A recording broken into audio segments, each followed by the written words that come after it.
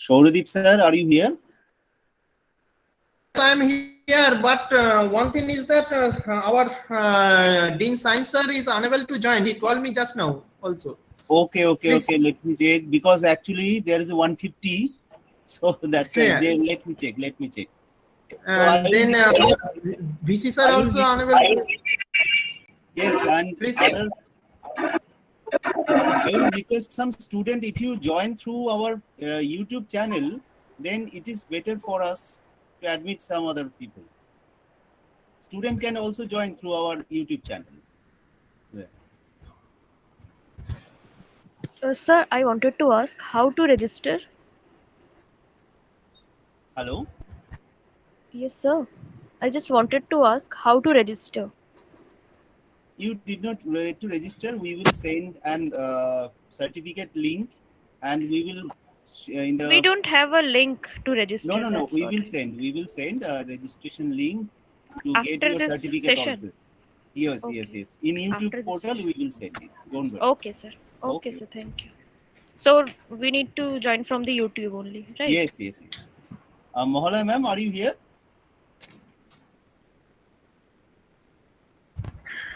Humble request to our students. Kindly few students can join YouTube link through YouTube link, please. Yes. So I will share the link to Shauradip sir, and he will provide it to the YouTube channel coordinator. Mahala ma'am, are you here?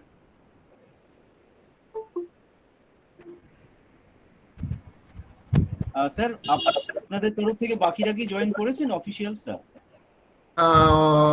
না, এখনো পর্যন্ত শুধু তারক বাবু join করেছেন। আমাদের ডিগ্রিটার্সরা join করতে পারছেন না, এবার হয়তো জয়েন করে যাবেন। এবার জয়েন করে নিতে পারবেন, এবার করতে পারবেন। এবার একটু আপনি সবাইকে ডেকে নিন, আপনাদের যারা যারা আছেন। আমি বাকিদেরকে ডেকে নিচ্ছি।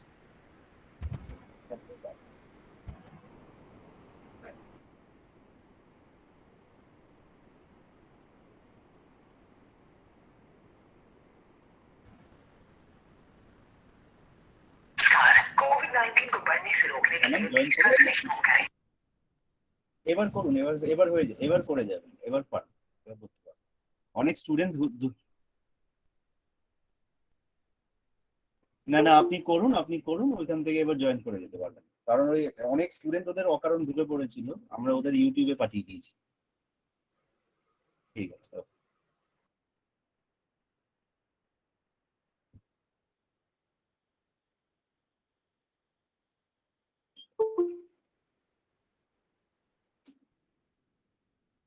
Achin sir, good morning.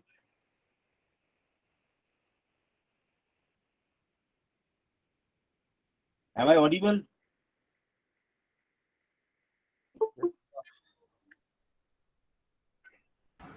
Yes,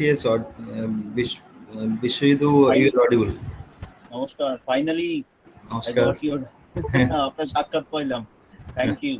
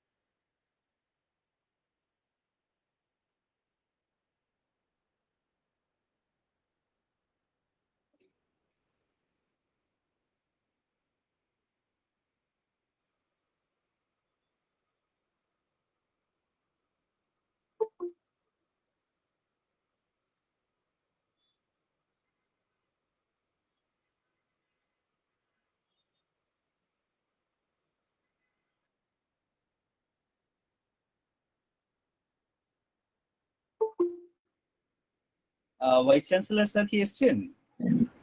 Good morning, everyone.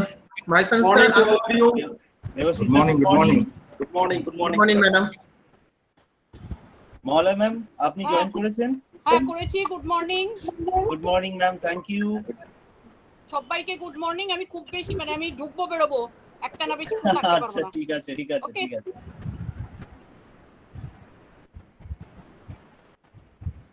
Sourodip sir আপনি ইউটিউবে এটা চালু করে দিতে বলুন। তাহলে Sodip sir. চালু আছে, লিংকে গেলেই পেয়ে যাবে। হ্যাঁ হ্যাঁ লিংক তো আমাদের দেওয়াই আছে, স্যার অলরেডি এও করে রেখেছেন, আপনি জাস্ট একটু বলে দিন যে ইউটিউবটা যেন উনি স্টার্ট করে দেন। হ্যাঁ। আর ডিন স্যার ঢুকেছেন? হ্যালো,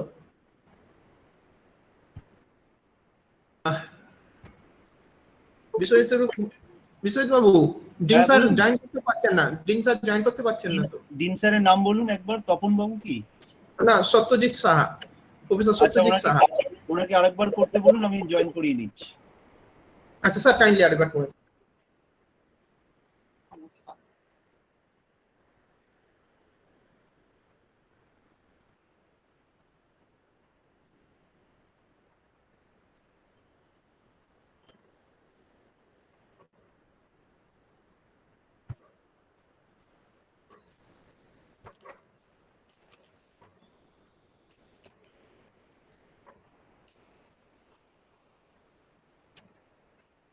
স্যার আপনি একবার মিলিয়ে নিন, আপনি প্রোগ্রাম শিডিউলে যারা যারা আছেন তারা সবাই এসেছেন কিনা। আমি মহলা ম্যামকে পেয়ে গেলাম এখানে, শিবাজি স্যার জয়েন করছেন খুব সম্ভবত, সত্যজিৎ সাহা স্যার জয়েন করে গেছেন, ভিসি স্যারও জয়েন করে গেছেন।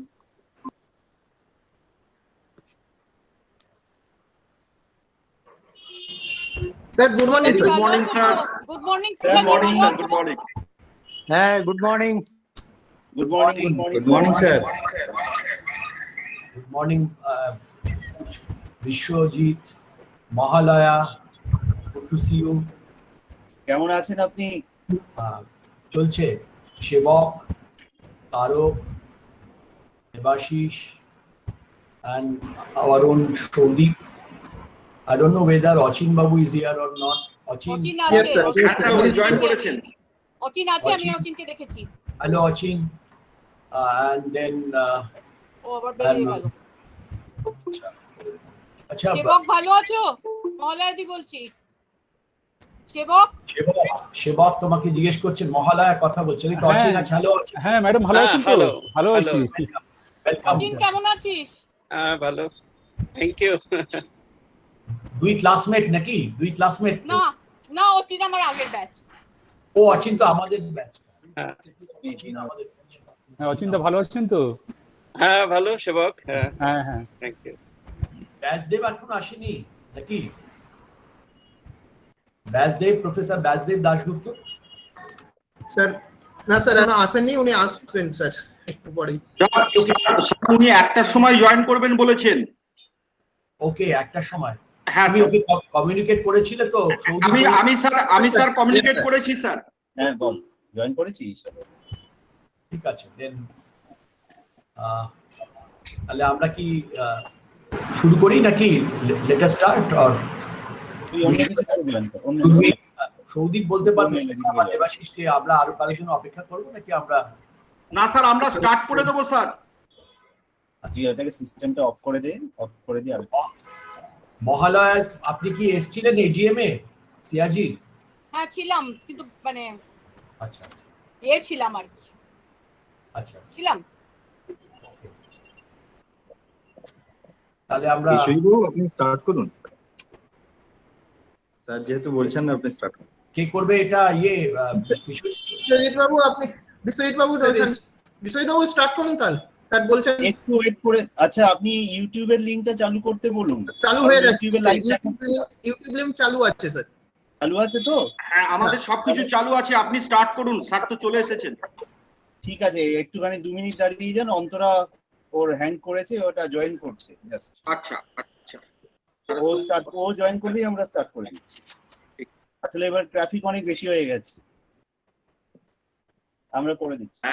136 দেখাচ্ছে এখন। আচ্ছা, এটা কি জয়ন্ত আছে? জয়ন্ত আমাদের রেজিস্টার আছেন? স্যার একটু বলেছিলেন একটু বিজি শিডিউলে একটু ইম্পর্টেন্ট কাজের জন্য উনি স্যার একটু পরে জয়েন করবেন। আচ্ছা ওকে, আমার কিন্তু একটু পরে না, এটা ইনঅগারাল প্রোগ্রামটা হলে এটা এটা অচিনদের বিষয় এবং এই সব বড় বড় এক্সপার্টসরা আছেন, এটা আমি কিছুক্ষণ থেকে তারপরে আমি এক্সকিউজ চাইবো, একটু অন্য কাজ রয়েছে। হ্যাঁ, এটা কি তোমাদের কোলাবোরেটিভ প্রোগ্রাম? আমাকে কিছুই তো বলেনি। Yes sir. কার সঙ্গে করেছো সেসব তো কিছু লেখনি। স্যার আমাদের business administration department and incubation centre and Kolkata সায়াড স্যার। না বলনি তো সেসব কিছু আমাকে, তুমি আমাকে যেটা পাঠিয়েছো সেসব। তুমি একটু ফোন ধরো, আমার ফোন ধরো।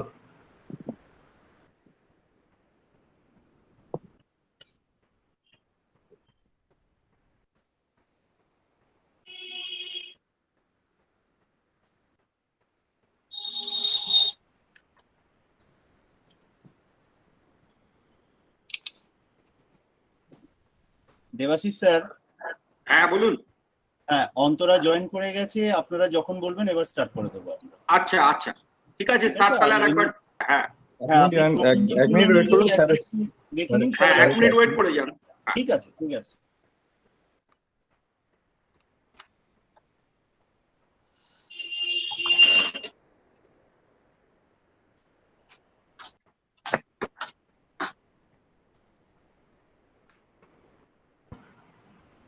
Sorry.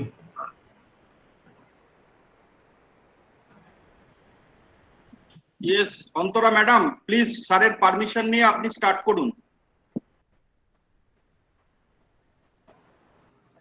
Okay, sir. So, shall I start?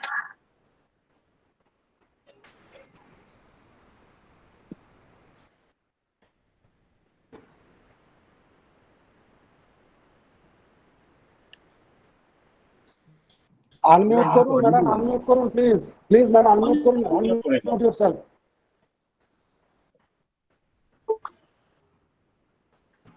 Sorry for the inconvenience. Okay, I'm starting. A very good morning and a warm welcome to everyone present here. I am Antara Kundu, Project Executive, South Asian Institute for Advanced Research and Development. Thank you for joining us in this one. On behalf of South Asian Institute for Advanced Research and Development, my heartfelt gratitude to all the distinguished guests, delegates, speakers, and the participants for accepting the invitation. This webinar has been jointly organized by Community College Center, NSQF, Vidyasagar University, Department of Business Administration, Vidyasagar University, Incubation Center, Vidyasagar University, and South Asian Institute for Advanced Research and Development. Further making any delay, may I now request Dr. Shodip Korshau, Nodal Officer, NSQF, to present the welcome address. Over to you, sir.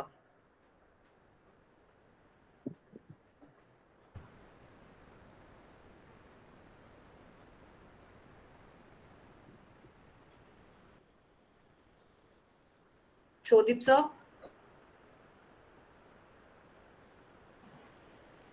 I think there is some electricity power problem there. Okay, Shodip, you are here. So, Thank you, sir. Is it heard? Yes, sir. You're audible, sir. You are audible. Yeah. Please start. Good morning to all of you. I feel privileged as I got an opportunity to welcome all of you in this national webinar on business, entrepreneurship, and environmental sustainability. First of all, I would like to extend my warm welcome to our Honorable Vice-Chancellor, sir, the inaugurator of this program, Professor Sibaji Pratim Basu, sir, for his inspiration and encouragement, which help us to organize this national webinar. We welcome you, sir. It gives me an immense pleasure to welcome Professor Satyajit Saha, Dean, Faculty of Science, Professor Tapan Kumar De, Dean, Faculty of Arts and Commerce, Professor Kotas Chandradhara, Director I2AC, and other administrative officers at Vidyasagar University. We welcome you all, sir. I would like to mention that our respective register, sir, due to some important work, he is unable to join just now. He will join with us within few minutes. Today, we are honored as we have with us the Director, IDSK Kolkata, Professor Achin Chakraborty, as Honorable Chief Guest. We welcome you, sir. We are also honored as we have with us the Advisor and former Executive Secretary, ISCA, EST, Government of India, Dr. A.K. De, as Honorable Guest. We welcome you, sir. It gives me an immense pleasure to welcome the eminent speakers, Professor Mahala Chatterjee, Professor and Director, Center for Urban Economic Studies, University of Kolkata, Professor Sebot Kumar Jana, Department of Economics, Vidyasagar University, and Professor Basdev Dasgupta, Department of Economics, University of Kolkata. We would like to extend a special welcome to our guest, the Director of EIILM Kolkata, Dr. R.P. Banerjee, the Director of BIBS Kolkata, Mr. Bidut Kapoor, and Mr. Himanshu Sharma, the Director of United World. We welcome you all, sir. I would also like to welcome the co-partners of this national webinar, Dr. Taraknath Sahu, Head of the Department of Business Administration and Coordinator of Incubation Center, Vidyasagar University, and Dr. Biswajit Rai Chaudhary, Chairman, SIAD, Kolkata. I wish to extend my welcome to Professor Devdulal Banerjee, Professor Kotas Karmotar, Dr. Devashish Vishwas, and Dr. Sandeep Chakraborty, the course coordinators of different certificate courses running under Community College Center, NSQF, at our university, and all the students of different institutes. Through these national webinars, students will be able to identify their infirm places that include improvements as well as the usual changes needs in their lifestyle. In addition, we hope through this, students will also be trained on how to improve their social skills. I ensure this national webinar will be productive one, and hope next few hours will be enjoyable and fruitful for each and everyone. Once again, I welcome all of you. Thank you. Thank you, sir. Now, I would cordially like to invite Professor Sibaji Pratim Basu, Honorable Vice-Chancellor of Vidyasagar University, to present the inaugural address. Over to you, sir.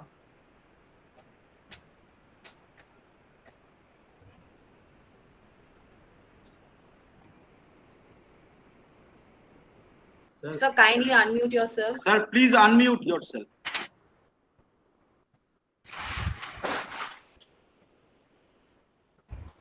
thank you.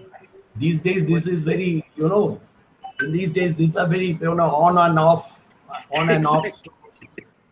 You are a new age people. You young people are very new age people. So you are very familiar, habituated, but we old haggards are not. And anyway, I see many friends here. Professor Achin Chakraborty, Director, IDSK, and today's chief guest. He's a very honored friend. Dr. A.K. Dey, I also welcome Dr. A.K. Dey, guest of honor of today's seminar. And the three very distinguished speakers, all of them are my friends. Professor Basdev Dasgupta of Department of Economics, and they are very well-known economists. So is Achin. Achin is very famous economist, and he writes so well. Not only he writes academic articles, but he also writes in different dailies. My friends, they are also three of my friends, they are distinguished speakers. All of them are from departments of economics of Kalyani University. From Kalyani University, Professor Basdev Dasgupta, Professor Mahala Chatterjee from Calcutta University, and our own Professor Shebok Jana from Vidyasagar University. I also would like to address Dr. Vishwajit Rai Chaudhuri, Chairman SIAD. He is also a very well-known friend, although he's a junior friend, but I have treated always him as a friend. Dr. R.P. Banerjee of EIILM, Vidur Kapoor from BIBS, Himanshu Sharma from IQCT. These are our affiliated management institutions outside Vidyasagar University, but affiliated, their courses are affiliated to our university. And then Dr. Tarok Shah, Dr. Devashish Vishwas, and Dr. Tarok, Devashish and Sudin. All of them, Dr. Sudin Bagh, they belong to MBA. Dr. Sholdip Shah, the convener, is the special officer of Vidyasagar University. So I address everyone. I convey my best wishes to everyone. And it gives me much pleasure to be present with some of my dear and old friends and colleagues. But it also gives me much embarrassment because perhaps I'm the only non-expert to share the space with stalwarts like you, especially the speakers, Dr. Dey, Professor Chakraborty. In this webinar, namely business, enterprise, entrepreneurship and environmental sustainability, organized jointly by NSQF funded Community College of Vidyasagar University, the MBA Department of Vidyasagar University, the Incubation Center of Vidyasagar University, and also the SIAD, Kolkata. But from the title of the webinar, even an untrained person like me could understand the importance and relevance of the subject of the webinar. And I take this opportunity to welcome all the speakers, dignitaries, all the speakers, and I'm welcoming again the speakers, the dignitaries, and all the participants. And there is a huge number of participants. I see now it is about 160, is it? 150, I think. So 150 and more will come. But I think 150 is a very good number for webinar like this. Otherwise, the system will may crash. The sound, the voices may not be that audible. So I will whatever I will speak now. As Vice-Chancellor of the university, this is a kind of organizing. Inauguration of programs like this. Inaugurations, they are kind of ornamental, an exercise. I do not see much value in it still, but you have invited me, so I will speak from. And please, I will speak not more than 5 minutes, I presume, and bear me, please. And will be mainly based on some elementary knowledge and some common sense acquired as a student of social science. I belong to political science, but I am a student of social science. I see myself as a student of social science who is learning every day new things. But that old traditional world of business took a new turn after the end of the Cold War in early 1990s. So during the Cold War, there were two poles, bipolar system.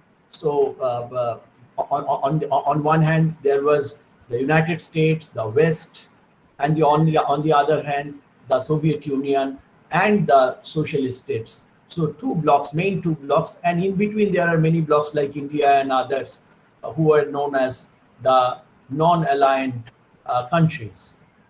But this system collapsed, and at that time, during the time of Cold War, in which we have passed Chin and Mahala, perhaps, and Basdev and Mahala sure, we have passed a great part of our youth during this Cold War period, and there was no kind of communication, as if the world was divided into two kinds of worlds, and so there was, and the kind of globalization that we are seeing was impossible to think in those days.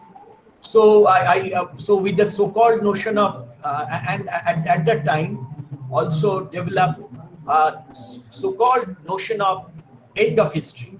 So end of history was a kind of a notion that came up in the early 90s. It was proposed by, it is in fact a name of a book written by Francis Fukuyama, which presumed absolute victory of neoliberal economy because the Soviet Union fell. How the Cold War ended? It ended with the end of the socialist system. So the United States and the West, the European Union, they became very mighty forces, in fact, in this world, and it presumed Fukuyama's end of history, the end of history, and the last man, this book, it presumed absolute victory of neoliberal economy backed by this unipolar new world order dominated by the West. And suddenly the state sectors began to roll back. Everything state, before that in India at least, we had a very strong, mighty foundation of state sectors. So state sectors, now you see, we are hearing, I don't know, but first rumor is spread, then it happens that railway will be privatized. Everything is becoming, Air India has been sold, and then there are a long list which PSUs will be sold soon. So it began in the beginning of 1990s, 1991, when Manmohan Singh ji was the finance minister, Narasimha Rao was our prime minister. It has not begun. It has not started just yesterday. So it began during 1990s, and suddenly the state sectors began to roll back. And the traditional business also had to reinvent itself to survive and grow further. So old business models, that also crumbled. However, this new time also inaugurated, there were possibilities, inaugurated the possibilities of small innovative groups to start up their own business, not mainly based on monetary might, but on their creative ideas. These new age people are called entrepreneurs today, although the term was in use for many more years, from Schumpeter's time. Maybe the economists will inform me that, maybe you pardon me, because perhaps it was an old time phrase. A businessman's main focus is not on innovation generally, but more on making sure a company is making profit. Entrepreneurship, on the contrary, focuses on generating new value, and these value could be social, emotional, aesthetic, and or financial. And while a businessman focuses more on small improvements of an existing situation, they generally strike the same path. They treat through the same track. An entrepreneur tries to imagine how things may be in future and work toward making that idea a reality. This attitude, by pushing the boundaries of what we know, entail higher risks, but also higher rewards when it becomes successful. Modern concept of entrepreneurship is all about exercising creativity in business activities, product development, process development, problem solutions, and change management at large. Main focus of entrepreneurship development is to develop capacity of innovation in a potential or existing business person, commonly termed as entrepreneur. And if we take the elements of innovation and social value of entrepreneurship as key elements, then it is easier to see the link between entrepreneurship and environmental sustainability. Sustainable business initiatives can communicate to social, corporate, environmental sustainability. Mutually, they evolve. They involve examining business processes and practices in terms of people, planet, that is environment, ecology, and profit. So there is a kind of three matrices are there. While improving working conditions and protecting the environment are certainly excellent goals, they have also proven to be good business strategies, because today there are also very motivated. Some of the customers are motivated that we will buy organic farm things, etc., etc. And for example, implementing environmentally sustainable practices and green supply chain management have the potential to abolish waste and WAST and create cost savings, leading to a stronger bottom line. In addition, with many consumers dedicated to going green, so we are going green, some of us are going vegan, etc. Eco-friendly businesses often value from favorable public opinion and greater customer loyalty. Such is the possibility of exchange in these fields that a group of scholars are also talking of sustainpreneurship. So sustainability and entrepreneurship. So this a compound word has come up called sustainpreneurship, which stands for entrepreneurship and innovation for sustainability. Thus, unlike conventional entrepreneurship, which mainly focuses on economic profit maximization, sustainable entrepreneurship builds on the key premise that entrepreneurs have the potential to create economic, social, and ecological value by means of their business activity. But since I am a student of social science, as I have already told you, and many of you know in the beginning, some critical questions also have come up to my mind. That first is the concept of entrepreneurship is a sacrosanct concept in itself. Are we not over expecting in this regard that entrepreneurship will but we see how the mighty corporates are working and how in this in this sea of business or business enterprises, where we see so many corporate sharks, how the little fishes called entrepreneurs, they will survive. What are their obstacles and challenges in their path of development?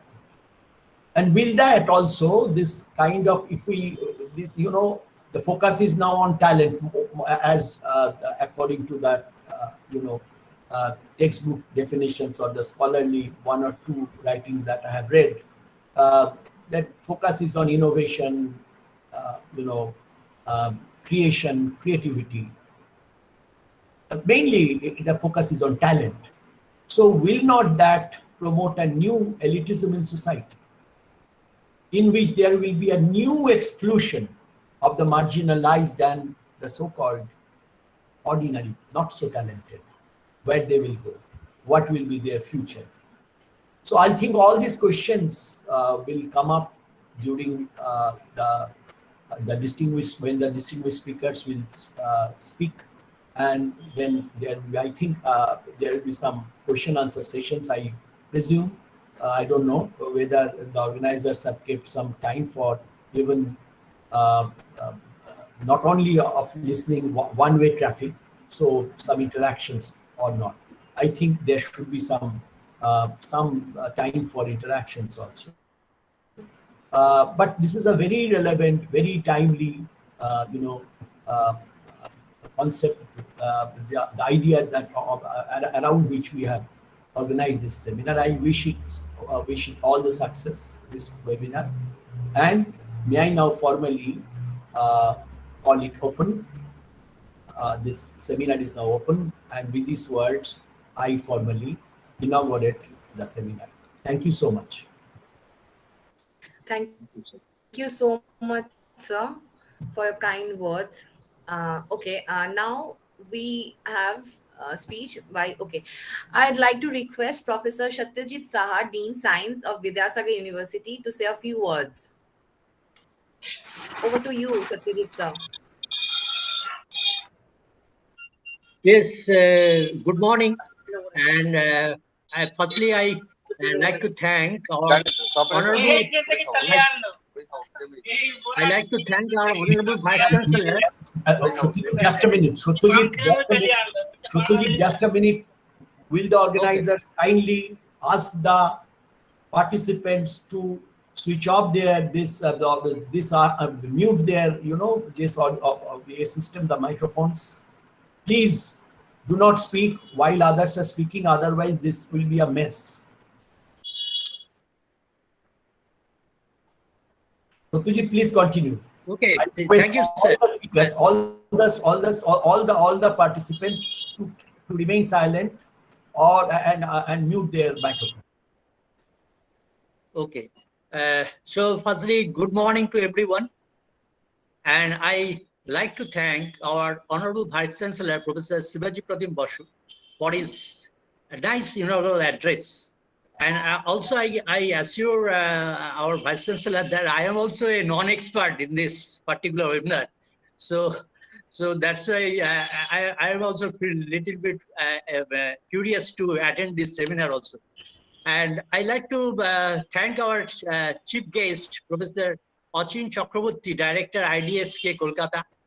And I also like to thank our Dean of Arts and Commerce, Professor Tapan Kumar Dey, our Registrar, Dr. J.K. Nandi, Professor Prakash Chandra Dhara, Director, IQSC, Nodal Officer, Dr.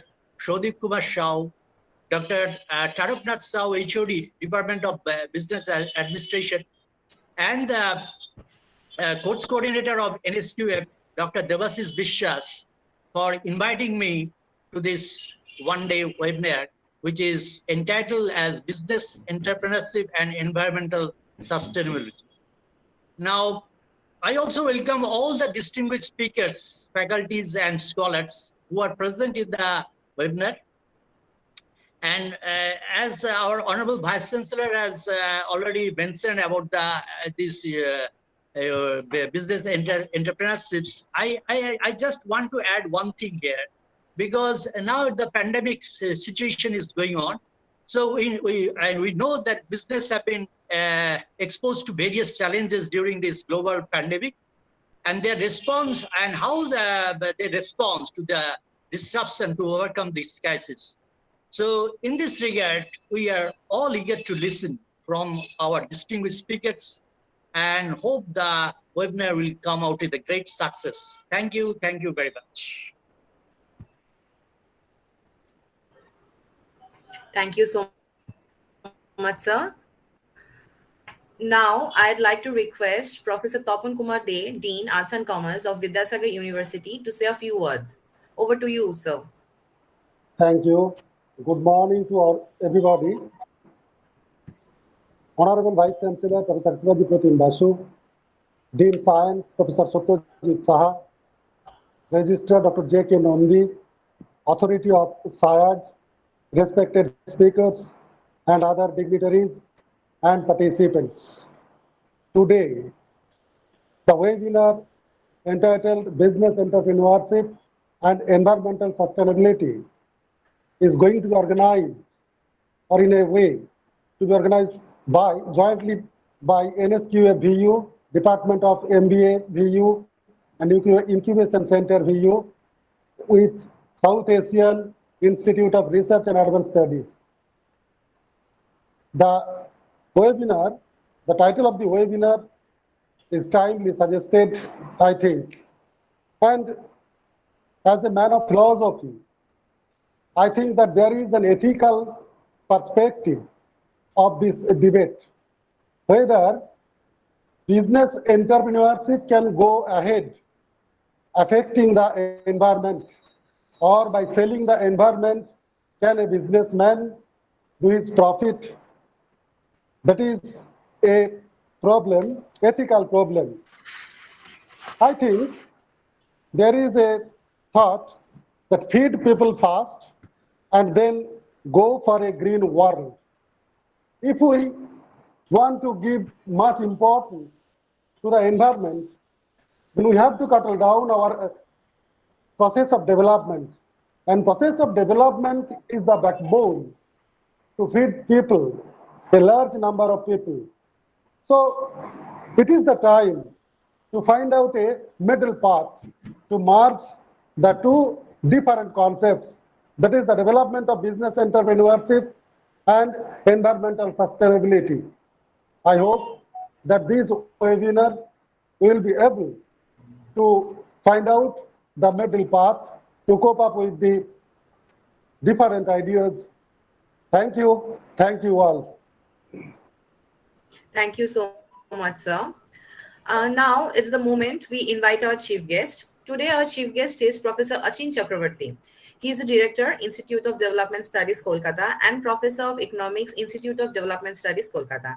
Prior to that, he has been an Associate Professor, Center for Development Studies, Thiruvananthapuram, Kerala, India, and Teaching Assistant and Graduate Student, University of California at Riverside, USA. He has also been a visiting professor at Sciences Po Paris in 2007. His area of interests are welfare economics, microeconomic issue in development economics, human development, health economics, environmental economics, methodology of economics. He has published articles and journals in national and international levels. He has been involved in numerous number of prestigious projects. He holds a PhD in economics from University of California, USA, Masters in economics from University of Calcutta, BSc with economics honors from University of Calcutta. He has been awarded with SICOP Center for International Cooperation Scholarship by the University of Pavia, Italy, the Dissertation Fellowship by the Institute of Global Conflict and Cooperation, USA, and Teaching Assistantship by the Department of Economics, University of California, Riverside, USA. Sir, I cordially invite you to say a few words. Over to you, Professor Achin Chakraborty. Very good morning to all of you, and I'd like to thank the organizers of this very important webinar for having invited me for this important conference, especially my friend Sibaji, Professor Sibaji Pratim Basu, who has taken keen interest in this particular webinar, and he wanted to make sure that I participate in this webinar. I thought that since I have been allotted 20 minutes time, so is it just a few words, or I can use my 20 minutes or so? 20 minutes actually, it's not just a few words. I have made some presentation because I thought that it would be straight away. I would like to get into the topic because that is how I'm comfortable. I feel comfortable with this kind of topic instead of saying something,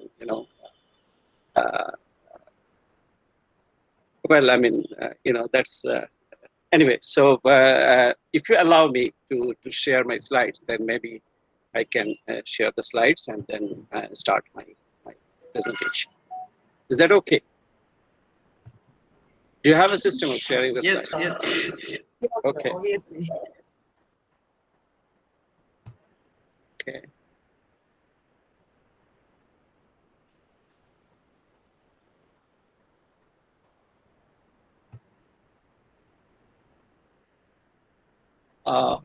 Have you enabled the presentation from your end?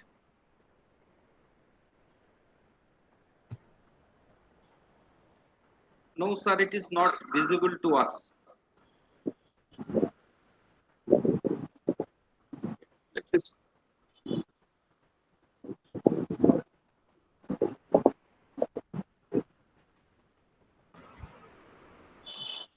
Who is administering it kindly assist.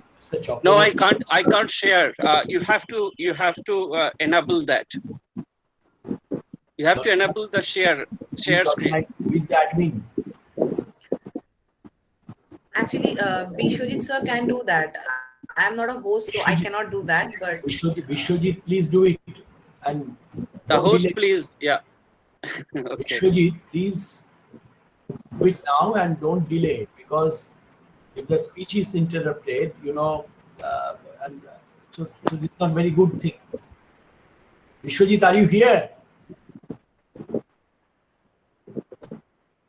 Where is Vishwajit? Shrodeep, you should have taken this initiative. Why you left to other people? Okay. Anyway, so if it is a problem at the moment, then maybe I can continue without that. Very, very sorry, Oshin. Very sorry. No, it's okay. So I'll continue with the slides. Without slides. Okay. Okay. So.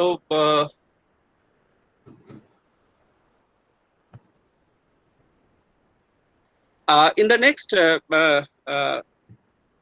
15 minutes or so, I'll basically focus on 4 sub-themes under this: business, entrepreneurship, and environmental sustainability. Theme number 1 is basically the foundational issues when you deal with this question of environmental sustainability and business. The foundational issues, basically drawing on the literature in economics. Most of you probably are familiar with this. This is the sub-theme number 1. I spent a couple of minutes on that. That's basically the idea of environmental degradation and how it actually figures in our economic analysis, right? Now, this is the standard stuff which is taught to the students of economics, where environment or environmental degradation is actually seen as what is called externality. Yes. Sorry to interrupt you. আপনি slide share করতে অসুবিধা হচ্ছে? আমি একটু guide করে দিই আপনাকে। আপনি ফার্স্ট পিপিটিটা অন করুন ডেস্কটপে। হ্যাঁ, করা আছে। করা আছে তো? এবার আপনি দেখুন এইখানে যে আইকনগুলো আছে, প্রেজেন্ট নাও বলে একটা আইকন আছে। হ্যাঁ, সেটাই করছি। গিয়ে আপনি উইন্ডোজে যেটা বলছেন যে অপশন বোধহয় আপনার থেকে অ্যালাউ করা নেই, তার ফলে উনি না এখানে তো গুগল মিটে তো অ্যালাউ। আচ্ছা, আমি প্রেজেন্টে গেলাম। প্রেজেন্ট এবার দেখুন উইন্ডোজে আছে। হ্যাঁ, উইন্ডো। এবার উইন্ডোতে গিয়ে দেখুন আপনার উইন্ডো দেখতে করলাম। হ্যাঁ, উইন্ডো ওপেন করলাম। ওকে, নাও ইটস হ্যাঁ, আপনার স্লাইড দেখতে পাবেন। কারণ এখানে earlier actually okay oh sorry earlier it was not showing. Okay, so is it visible now? It's okay. Yeah. Okay, thank you very much. Slide share mode দিয়ে দিন sir. Slide share mode দিয়ে দিন, তাহলে it will be in large. Okay. No, can you see the slides? Yes, আপনি নিচে দেখুন। Yes sir, it is visible. Okay. Now we can see. Full screen করে দিলে সুবিধা হয়। Watching, kindly make it full screen, then we can. I have. It is showing full screen on my laptop. Okay. I don't know what is happening there. No. Okay, sir. Please continue. Okay, sir. Please continue. Okay. Hello. Yes. You please continue, because we the viewers can amplify it. Yeah. Okay. Okay. Let me see. Okay. So these are the 4 themes that I thought about speaking on. The first theme, maybe for, next couple of minutes, I'll talk about that. What is it? It's basically the idea of what we call externality. Environmental degradation is basically seen as negative externality, and negative externality of economic activities. In other words, when production activities or consumption activities take place, and its effects which are not included in the market calculations, those effects are called externalities, because they are not within the market's hold, since markets actually give signals through prices and costs. So these price calculations are not made because they are outside of the market. So that's why they are called externality. So environmental effect actually is viewed as external effect. And so when a business owner looks at his or her economic activity, in the textbook sense, he or she is supposed to maximize profit, and basically looking at what is called net private benefit, net of cost. But what we are interested in here is net social benefit, right? So that means, social benefit here diverges from private benefit, because environmental degradation actually does damage, and which also can be sort of assessed or evaluated in there are methods to do that. So we can actually assess the damage even in monetary terms. So net social benefit diverges from net private benefit, and what are the implications of that? One implication is that the government is supposed to either regulate that economic activity or impose certain taxes, etc. So this tax, subsidy, or regulation, these are the standard policy options which are directly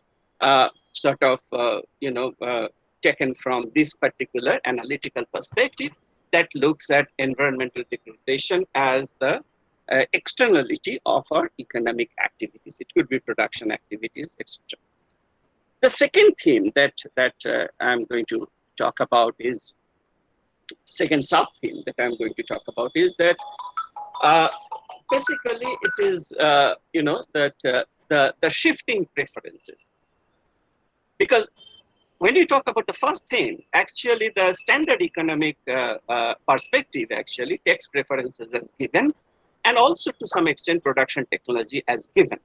Now, given production technology and given preferences, then what the government can do actually, the taxes and subsidies, just to change the incentive structure. That's the first thing.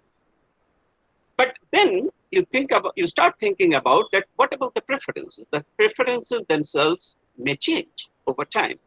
Now, some people may have preferences for green products. That means, now we as consumers, we are becoming more and more concerned about environmental degradation. So actually, we have a strong preference for consumption of so-called green products. So greening of products basically driven by the preference for sustainability, for environmental sustainability. So those who have concerns for environmental sustainability, they would actually prefer green products. So basically here, people who are in management and, the management experts and the marketing experts, many of them actually, they're thinking along these lines that, this shifting product range and how you actually can address those kind of emerging markets in green products. That could be another sub-theme on which people have written a lot about.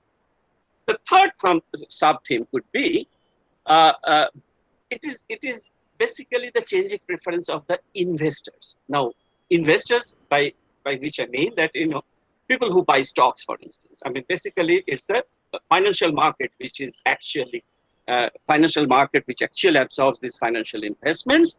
And so these financial people who actually invest in stocks, they would actually look for basically financial return. That's the conventional approach to look at this, why people invest in stock market. But now there is a growing literature which actually looks at the question of non-financial concerns, like environmental concern and other things. So I'll speak a little bit on that sub-theme. And the last sub-theme, that is ecopreneurship. Sometimes it's called green entrepreneurship, So there are various names for that. How is it different from today? We know we are familiar with another name which is called social entrepreneurship. Okay?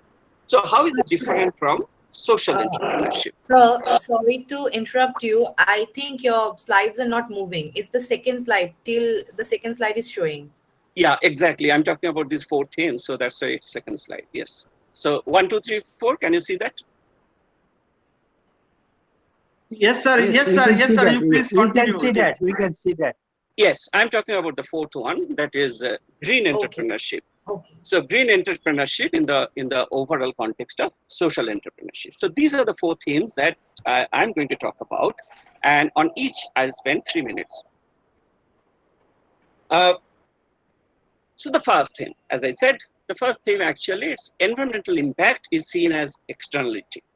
What kind of approach is that? How does it help us to protect our environment or to reduce damage to environment? Now, this is a question that people have been addressing, that whether this so-called economist's perspective is good enough to sort of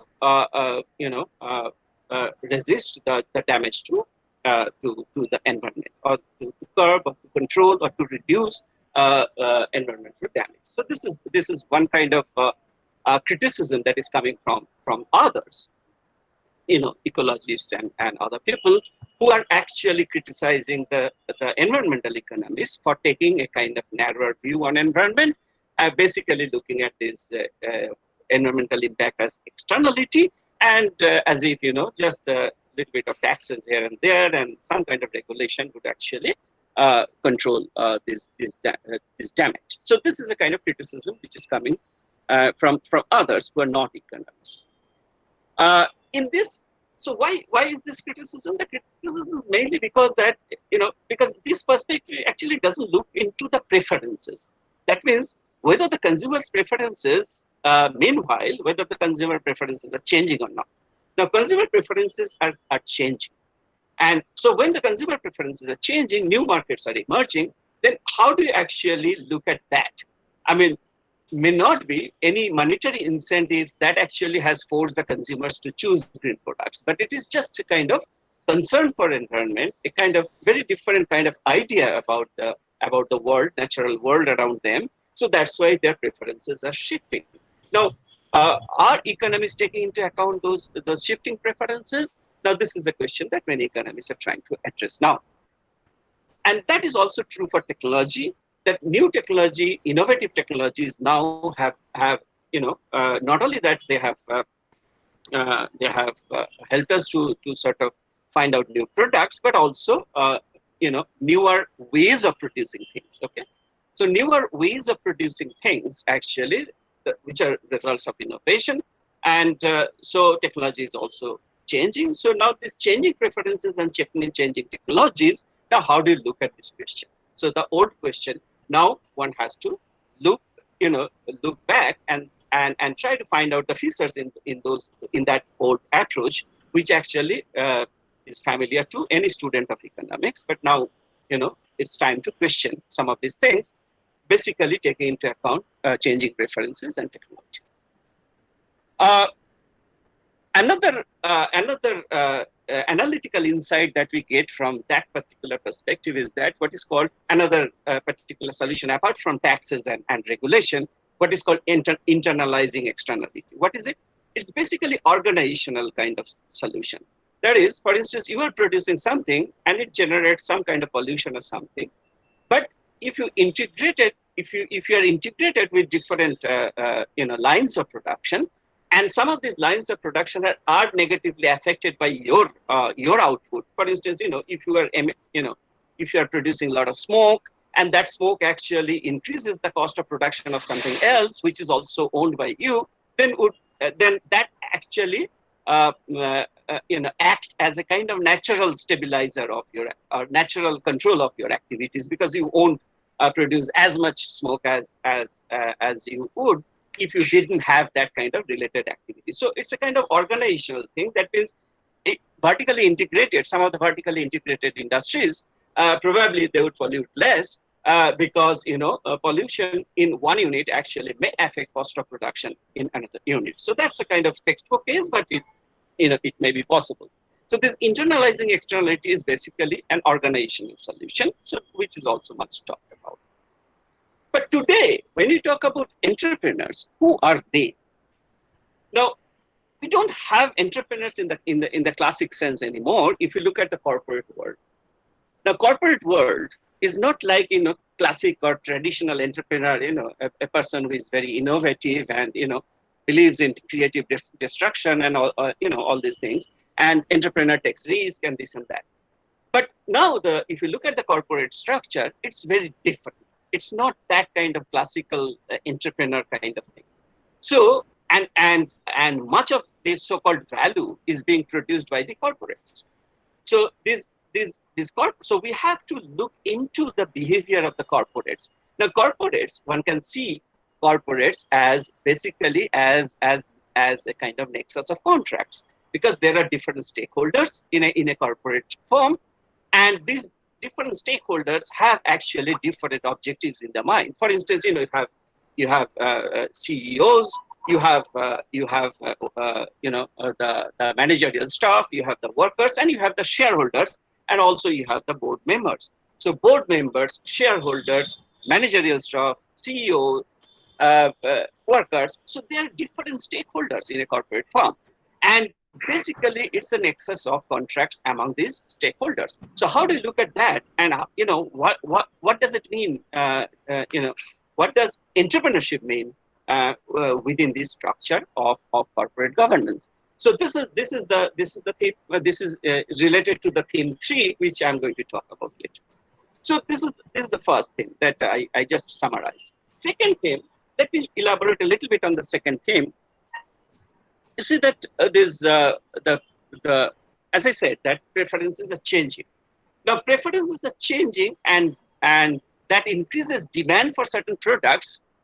Well, I mean, definitely there is a connection, but the connecting thread is basically willingness to pay. So in other words, you may have strong preference for green products, but you don't have the money to pay to buy that.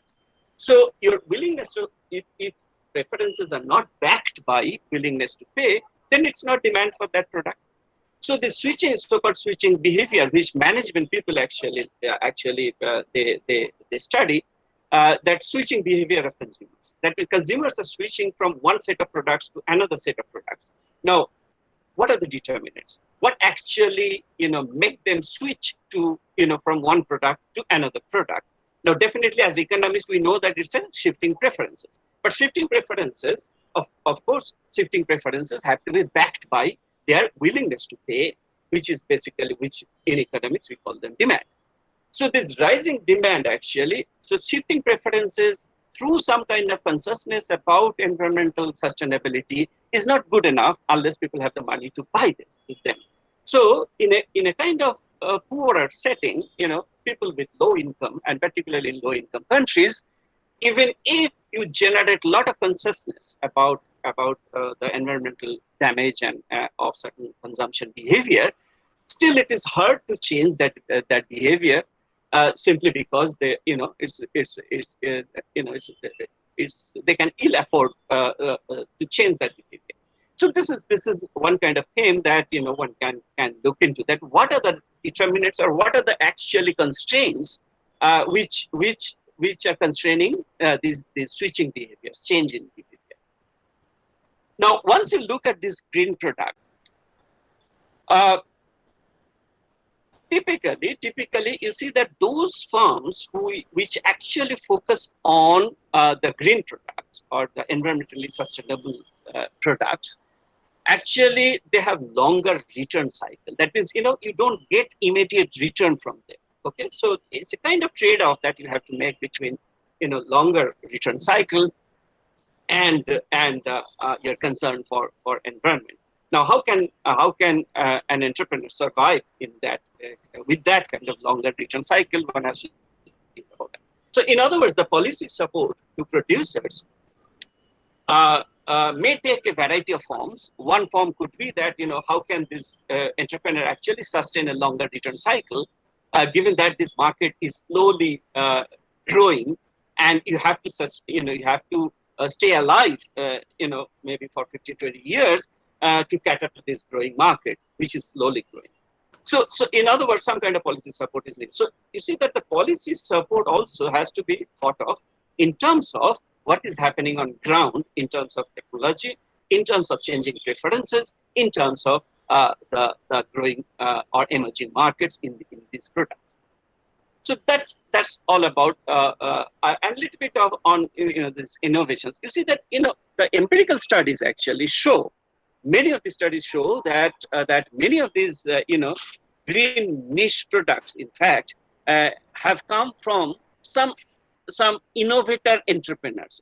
Some of the innovators who have this technological kind of access to sort of these resources, and they develop their own technology. So these technological innovations translated into some kind of product, and then the main bottleneck is the market opportunity. So this connection between technological innovation, development of the product, or production of the product, and market opportunities. So there are many sleeps between the among these three.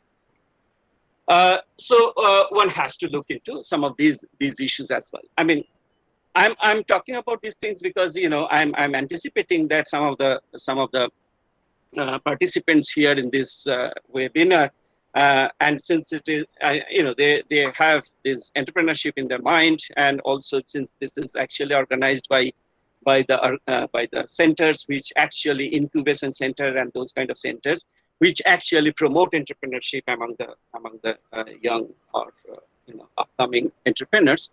So that's why I thought that these things would help them. But the main bottleneck here remains is that the green skilled professionals, experienced green professionals. Now we know that there are some courses on environmental technology. It's not environmental science; it's called environmental technology, and it's very few and far between. In fact, in India, there are very few places where actually this environmental technology is being taught. So this is a kind of specialized training in green kind of skill, which actually is in short supply in most of the developed countries. So that's a large gap here, and it takes you to the chicken and egg kind of problem, where where first you develop that professionals or the skilled people, and then you start environmentally sustainable entrepreneurship, or first you start that and then gradually these skilled people would emerge. So nobody knows. So some kind of some kind of planning is needed just to break that chicken and egg kind of issue. The third thing, again, I already mentioned that. What is the third thing? Basically, I look at modern farm as an excess of contracts. Look at the big corporate sector. It's basically an excess of contracts. It's not like one owner manager kind of farm. It's not. So here, is corporate governance literature and corporate finance literature. You find that financial leverage, farm value, those are the terms actually people talk about, right? The farm value. Now, what is this farm value? Farm value actually, that is exactly what the prospective investors in a farm they look at. They look at a farm value. So the CEOs also have an incentive to maximize the farm value. So CEOs are supposed to maximize farm value, even if it damages the environment. But the CEOs are paid for that. So CEOs are sort of they have the mandate to maximize the farm value.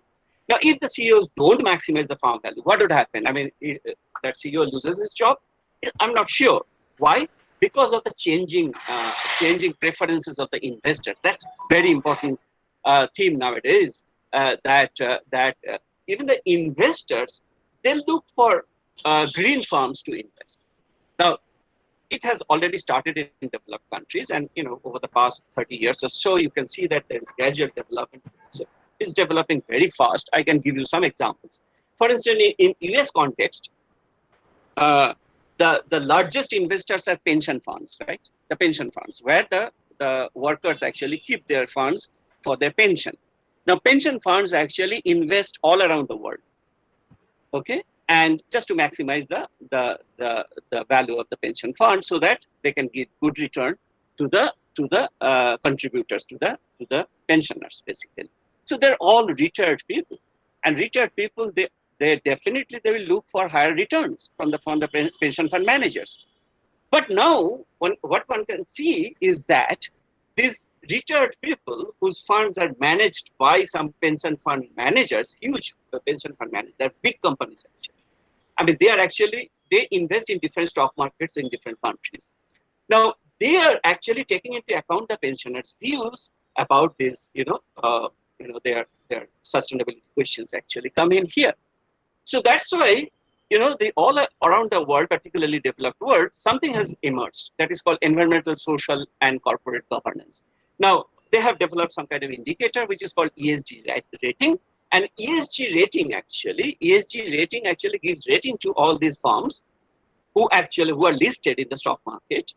And so the prospective investor in the stock market would look for ESG rating. So it's not just the balance sheet they look at. Apart from the balance sheet, they look at the ESG rating as well.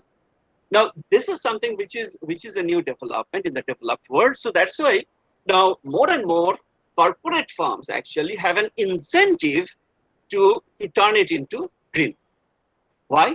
Because otherwise their ESG rating will fall. So you see that how this kind of ESG rating, in fact, has changed the corporate behavior. So corporate behavior in itself, they won't change because, simply because they are interested in maximizing the firm value. As if, the investors are only interested in dividends. But apart from dividends, investors are also interested in ESG. Now, if that is the case, then probably a corporate firm would do better if the corporate firm actually improves its ESG rating. Now, this is a new development. In India, of course, I mean, we are far from that. But anyway, so many of the developed countries, they have been following this for long. And you can see that, so the firms are being rated on ESG scale all the time. So this is theme 3. That means through the market for finance, actually some changes are occurring. So environmental sustainability actually is occurring through market for finance, but there are issues, and since I don't have time, I cannot elaborate on that.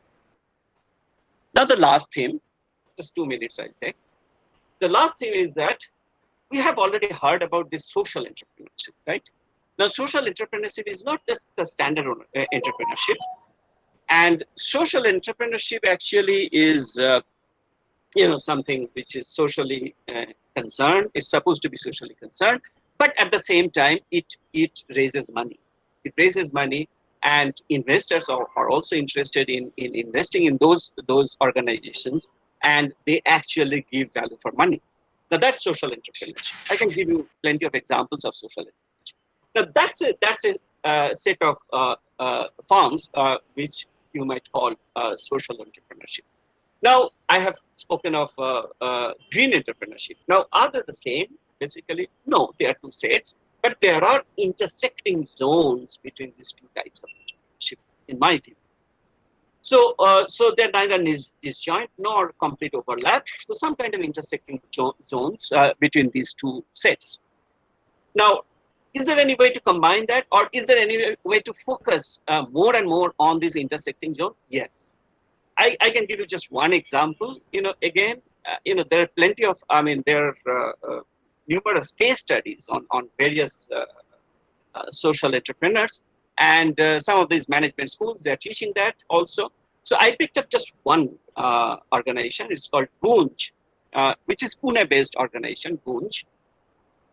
In fact, there is a detailed case study on that, which is published in a management journal. So Gunj actually, what do? The idea is very simple.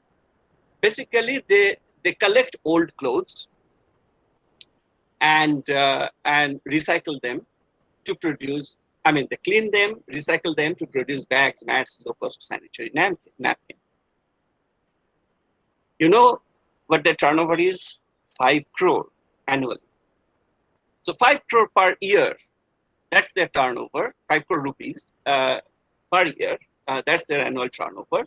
They have 150 paid employees, and they have offices in 12 different cities.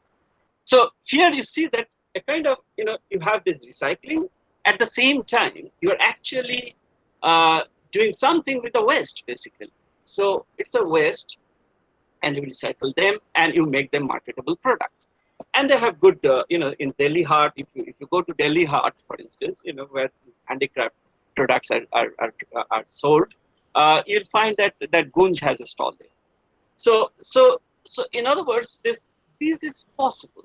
So some entrepreneurs actually have shown that this combination of environmental sustainability or green entrepreneurship and social entrepreneurship, and together actually you can make a huge change, and at the same time you can make money. So I stop here. Thank you very much.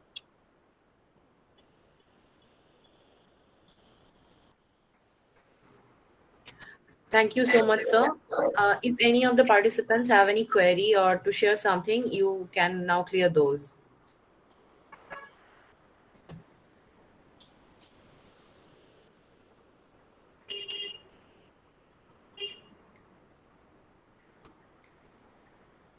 Anybody?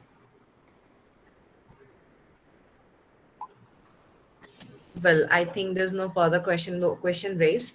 Thank you so much, sir. It is our privilege that a learned person like you has accepted our invitation and shared your thoughts through such instructive presentation in short span of time.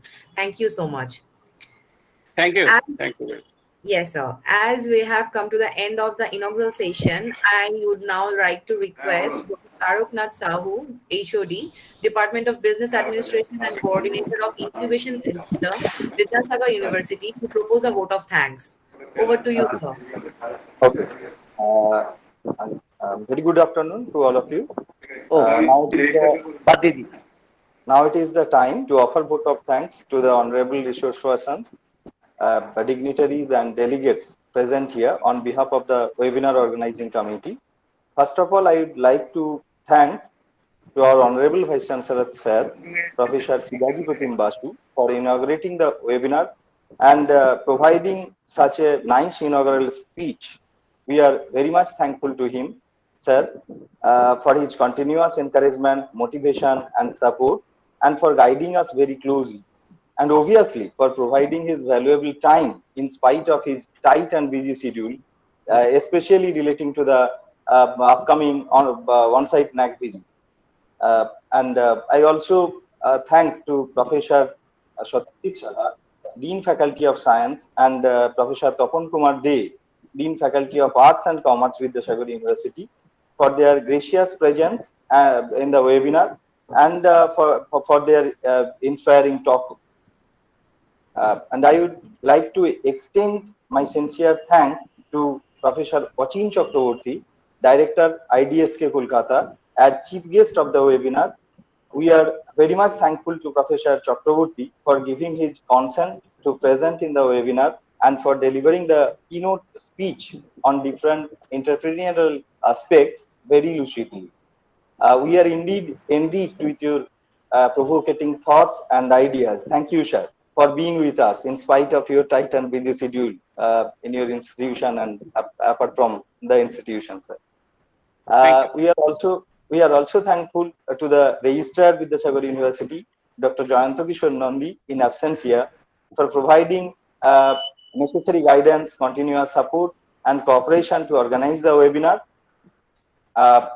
On behalf of the conference organizing committee, I must convey my deepest regards and sincere thanks to Professor Basdev Dasgupta, Professor, Department of Economics, University of Kalyani, Dr. A.K. De, Advisor and former Executive Secretary, IDSK, DST, Government of India, Professor Mahala Chatterjee, Professor and Director, Center for Urban Economics Studies, University of Calcutta, and Professor Sebok Kumar Jana, Professor, Department of Economics with the Vidyasagar University, for giving their consent to deliver their valuable speech on the webinar theme and for being with us in spite of their tight and busy schedule. We are eagerly waiting to hear from them in the next session. I must thank all the other high-profile galaxy of resource persons, delegates, research scholars, and students joining from various colleges, universities, and other educational institutions for their active participation. Without them, the webinar would become meaningless. I also express my sincere gratitude to the different concerned university officials for their good in-house patronage and for providing various kind of logistic support also. Before finishing my task, I must thank to Dr. Vishwajit Roy Choudhury, Chairman SIAD, for their collaboration and wholehearted participation during the preparatory stage of the webinar.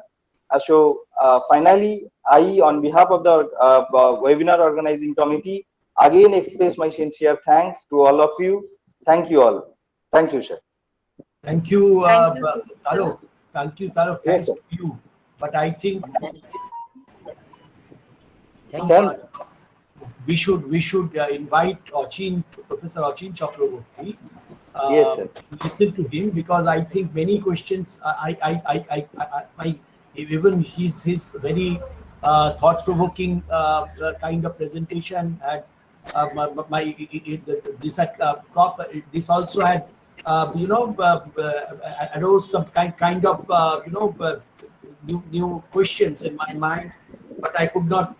Very sorry that I have to leave now. But I think we should listen to him alone in a standalone. We are celebrating, Achin, we are celebrating 75 years of Indian independence in a new way, that we are looking back and forth from 1947, 15th August. We are looking back and we are looking forward.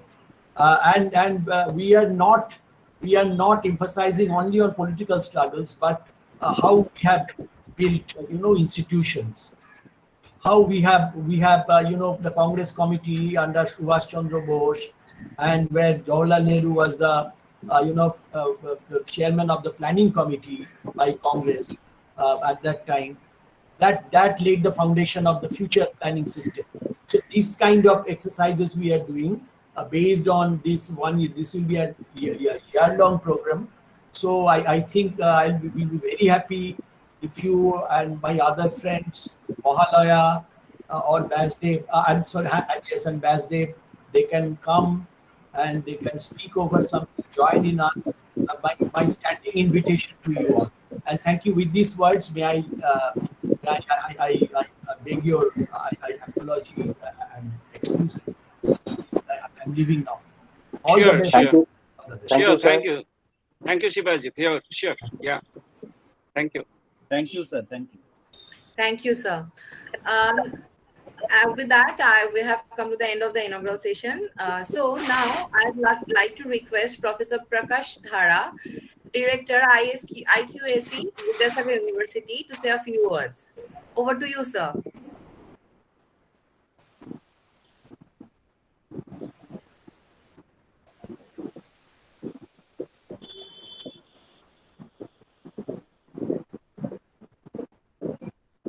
Dr. Dhara.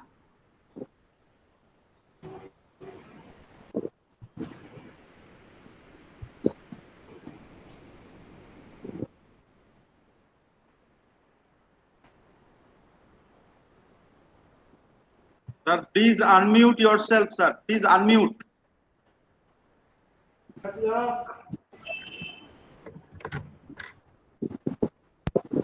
Hello.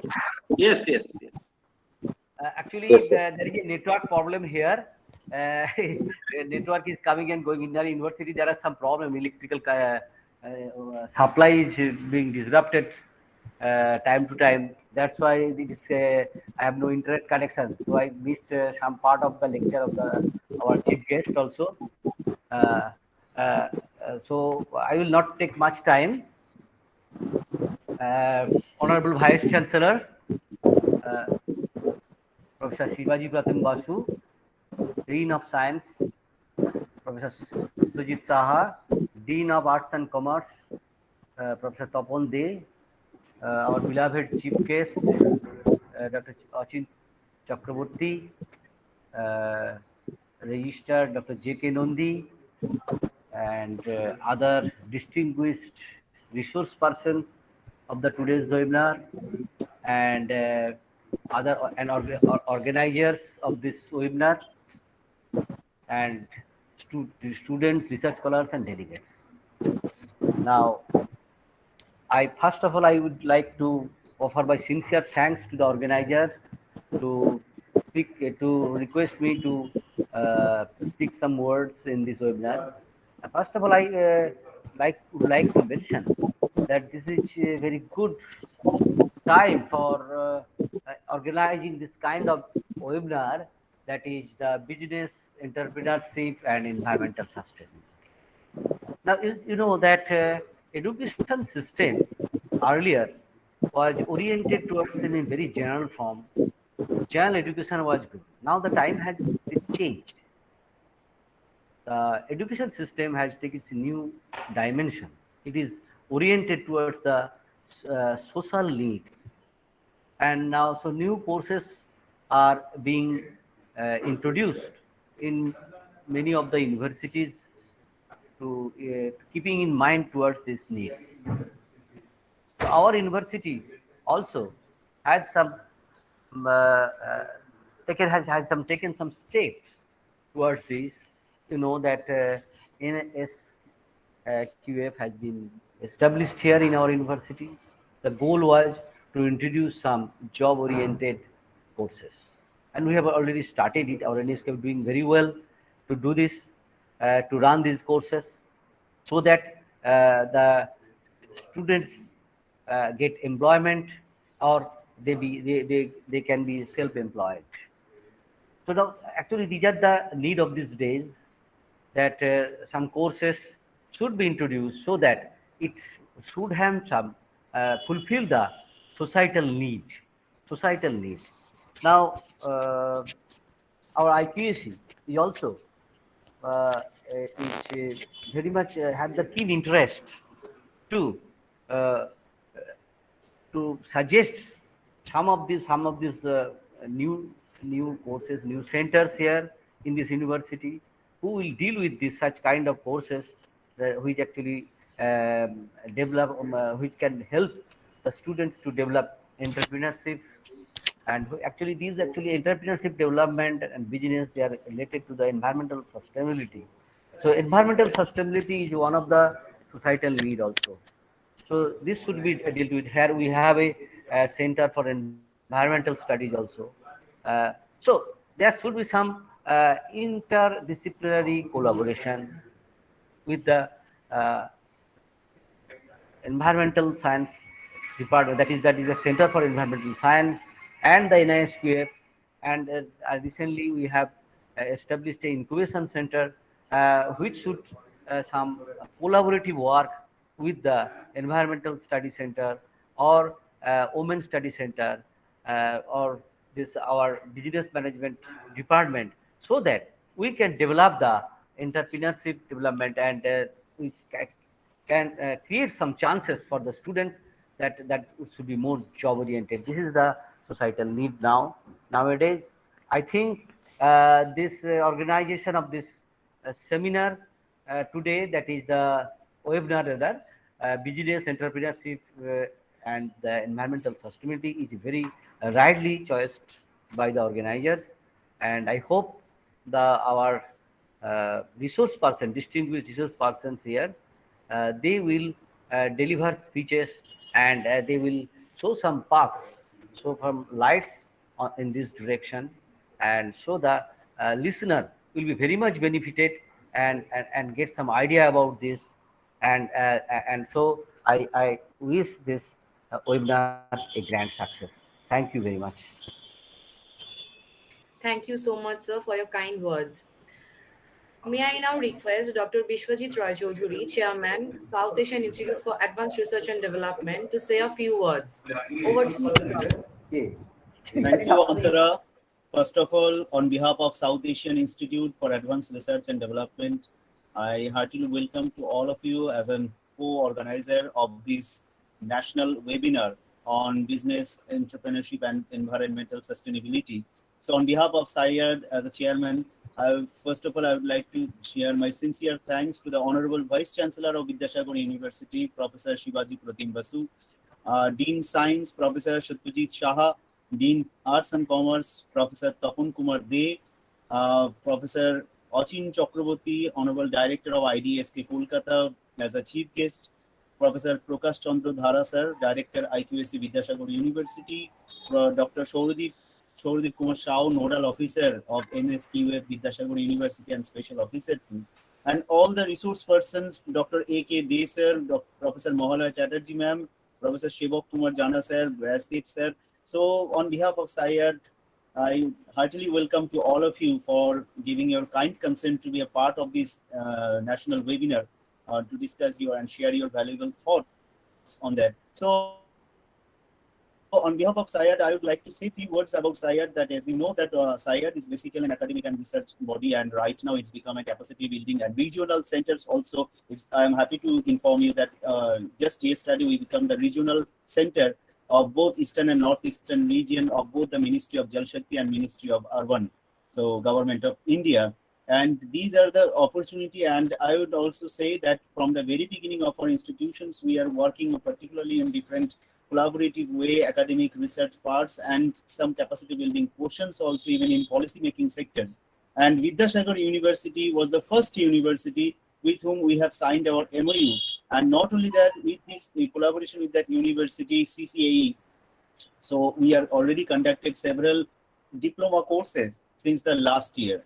And we have got a wide response, not only that, and in future, we have also planned together to do something better meant for the development of the students, their entrepreneurship development, as well as collaborative research projects, because as the location of that university is very prominent in case of West Bengal, and not only that, the university as a reputed university, so it has a very prestigious position in case of West Bengal, and it's located in a prime position also. So in that case, the students, the teachers, the faculties, those who are working there, it's a really commendable, and they have their jobs are really commendable, and we are very happy that SIAD family is also associated in the Vidyasagar University in the various academic modes.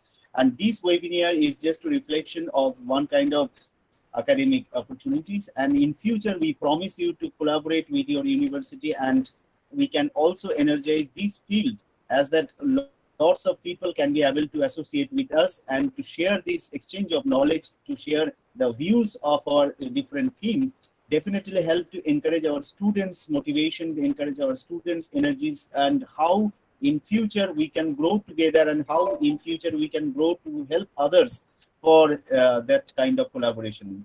So with this, I would not like to extend my lectures with that, but once again, I would like to give my sincere thanks to all of you for supporting in this collaborative work.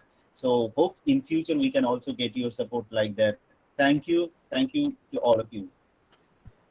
Thank you so much, sir, for your kind words. Well, now it's time. We invite our first speaker of the technical session. Our first speaker is Dr. Amit Krishna De. Dr. De is currently working as an advisor and former executive secretary, Indian Science Congress Association, under Ministry of Science and Technology, Government of India, and honorary secretary, Indian Science News Association, Kolkata. He completed his MSc in biochemistry and PhD from Calcutta University. His area of specialization is biochemical pharmacology, environmental toxicology. He has done extensive work on Indian spices for the last 30 years, particularly on biochemical and pharmacological actions of chili. Dr. De has more than 10 national and international awards and has around 60 research publications in journals of international repute, and is author of around 20 books. Dr. De has delivered lectures in different institutions, universities all over the world. He is also regularly contributing in different magazines and newspapers published in English and Bengali. He is also fellow of National Environmental Science Academy, Academy of Environmental Biology, International College of Nutrition, Indian Association of Biological Scientists, Academy of Plant Sciences, West Bengal Academy of Sciences, Kolkata, and member of National Academy of Sciences, Allahabad. I cordially invite you to share your thoughts with us, sir. Dr. Amit Krishna De, over to you. Thank you so much.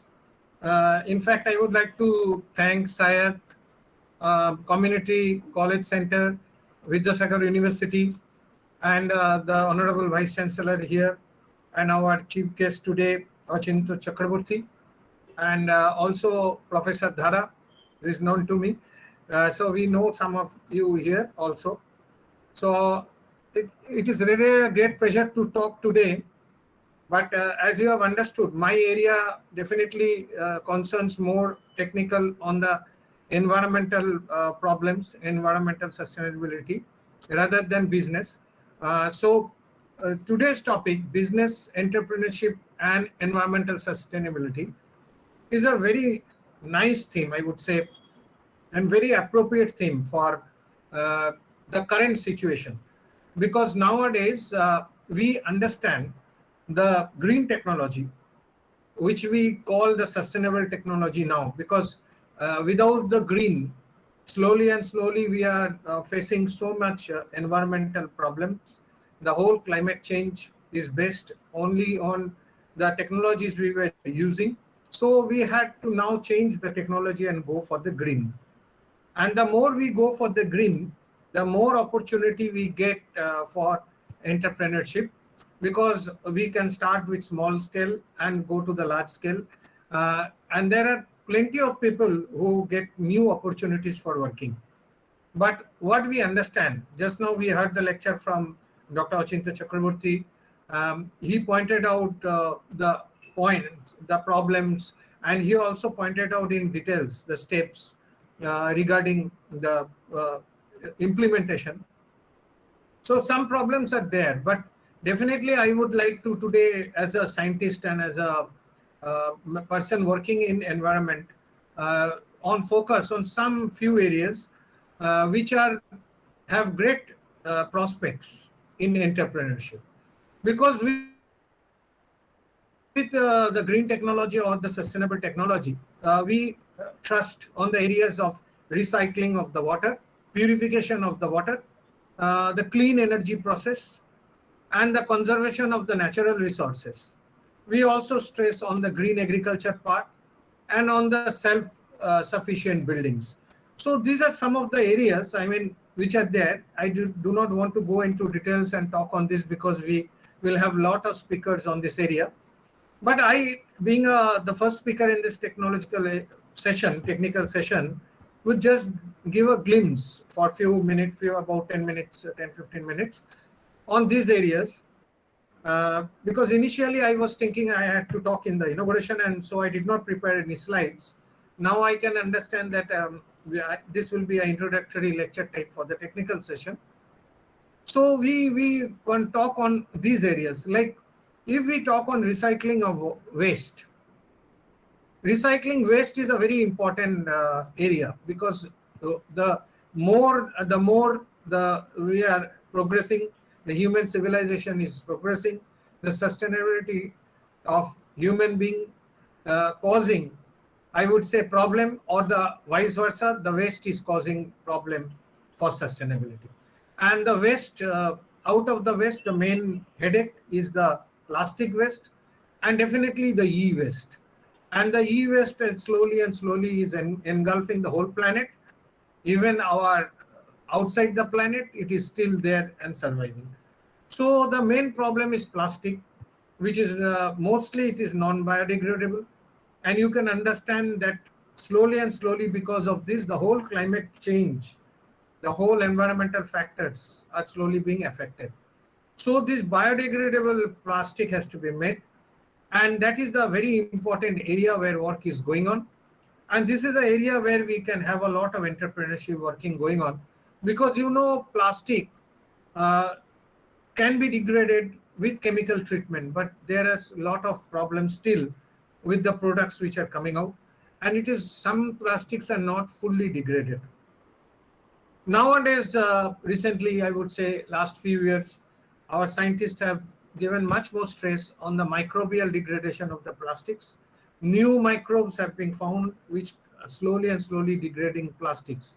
And there are new areas, like recently we are finding from the Antarctics and Arctics, from the frozen snow, frozen ice, which are slowly being melted. From there we are getting some microbes which are maybe, I don't know, maybe extraterrestrial. That's a question which is now being asked, because those microbes are being now identified, and some of those microbes can degrade plastic. And definitely there are now in the laboratory work where degradation of plastic is going on. So we are looking forward to a brighter future without less plastics. And definitely the government is playing a major role here, giving us a lot of rules and regulations for use of plastic. So we have to concentrate on this, and definitely we have to think of how to clear this plastic, and how to make this plastic free world. Fly ash is another problem with the waste, because with the waste we have different categories of the waste, and out of the waste there are organic waste, inorganic waste, and which can be also used, that is recycled, no problem. But we have a problem with the hazardous waste, which comes from the medical units. And because of this COVID situation, suddenly in 1.5 years, the tremendous amount of hazardous wastes and has increased, including plastic wastes, because they have been thrown off plastics disposal, and this is causing a lot of problem. Fly ash, I just said, because with the industry, with the coal particularly industry and other industry, fly ash use is becoming very difficult, because the recycling of fly ash is causing a problem. So this is another thrust area where new factories are being made to convert fly ash into the agricultural based products. So that is how, green technology is being used for recycling of waste. So this is a major area which we should consider for the industry also. Industrial waste is a major problem. So this area is open for discussion, and this area is every day, I think new areas are coming up. With the purification of water, which I just talked about, mentioned in fact just now, wastewater, out of the wastewater disposal and recycling, that is a very important technology, because wastewater has to be reused. As you know, day after day we are getting less water from our ground level, and there is a slowly deficiency of drinking water. So the drinking water has to be a main area of thrust for this green water technology. And nowadays, recently, they have started making pure water from atmosphere, from air. So that is a very good technology, where they're using some absorbing the moisture from the air, converting them into the pure water. Recently in Saudi Arabia, they have made a huge plant where they are using the whole plant based on solar energy, where they are converting the air from the atmosphere and into the drinking water. And the whole airport there is being used for this, by this water. This water is being supplied there. So that is a very good area to work on, and to have new entrepreneurship there, because a lot of instruments are being manufactured and a lot of instruments are coming out, even at home, in hospitals. So in India also, this water from air technology has been used in many places, including Chennai, but it has not been used in a mass scale. That is the very important area where we have to be done, because drinking water is very important, because all the tube wells are getting slowly dried up, or they become affected with arsenic. The wells are slowly becoming dirty and also drying up. So we need continuous drinking water and good fresh water. So this water supply, like our sea water, that is another area where sea waves have been used recently for generation of electricity, because with clean energy, if I talk about clean energy related to this, we need solar energy, we need wind energy, we need air energy. So these are the areas where the green technology is working. And this solar wave, these sea waves, which are being used for generation of electricity, are being done. And a lot of people from the Japan, they're also working on that. And this is where they are also concentrating on membrane filtration, microbial fuel cell, nanotechnology part. So this is slowly developing, and this area also needs trust. And from this sea water, they had to be generated to drinking water or fresh water. That's a very difficult task. So this nanotechnology is helping in converting this seawater. So once we can have seawater as a source for drinking water or pure water, a lot of problem will be solved, because in the next few decades, the major headache of our whole planet would be not only waste disposal, but drinking water. So this is a very important trust. Another area is the clean energy, which I said, which alternate energy system that is being working on. And with that, we can come to our self-efficient buildings, because all the buildings which are being designed and which are self-efficient in nature, and we have to think, because nowadays in this current situation for last 1.5 years, what we faced, and we have seen that this pollution is not only air in the air outside, but our indoor pollution is a very important area, where we are very much concerned with the outdoor pollution, outdoor climate change, and we think of how to somehow manage that pollution and make it less. But in indoor, we are finding inside the buildings the pollution is increasing, and it is being well established now. The area where it is more pollutant, the more there is a microbial attack, viral attack. So the COVID infection increases in that area. So that is a new area of work. And to have a indoor clean building, so we need a lot of HVAC, heating, ventilation and air conditioning filters. And that is an area where lot of people are now working to develop this ventilation system, heating system, air conditioning filters. So that is an area where it is open for manufacturers to work on. That entrepreneurship is in a very high rate now, because days after days we are going, and we have to free ourselves from all indoor pollutants. See, wearing a mask, using a sanitizer is not only the alternative. But if you think of a hospital, if you think of a restaurant, you think of any public place, you have to have a very good heating, ventilation, air conditioning filter system.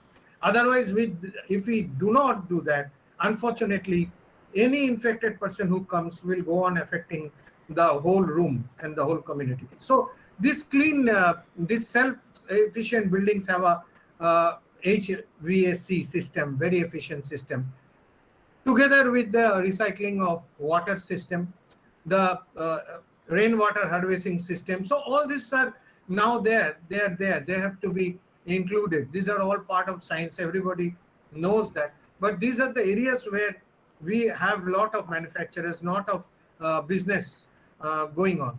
If you think of the green agriculture, because agriculture is a place where we are going to get good food, and organic farming is one of the main area. But if you have to think of green agriculture, recent developments are the vertical farming instead of horizontal farming in buildings. So people are stressing on the vertical farming, because that causes less space and less area of greenhouse gases production. So vertical farming is being stressed on.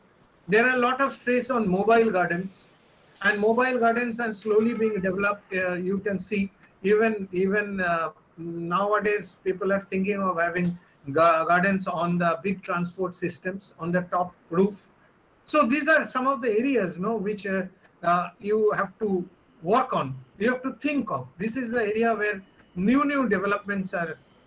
If we have to go for green products, we have to think of green, and we have to be green.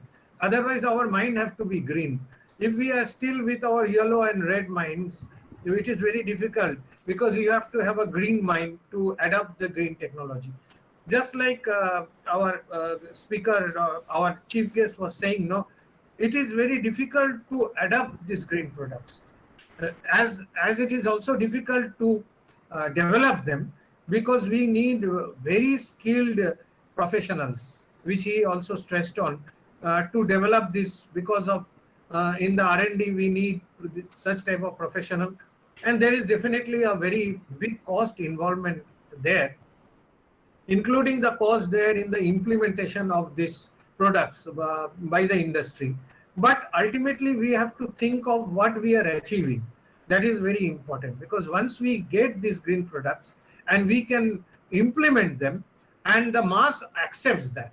So that is a very important, which is the willingness of the community to accept. And very difficult nowadays, because just like our GM food, which we talk about, and it is very difficult to accept, where we say that GM food is a different type of food and it is very difficult to accept. Like that, these green products which are now coming in the market, people have to get used to that. And for that, we need our businessmen, we need our great advertisements, and definitely the cost is more. Like we have come to LED lights. I mean, from we LED lights are costly, LED bulbs are costly, but definitely they are energy saving. But how many how many families can go for buying?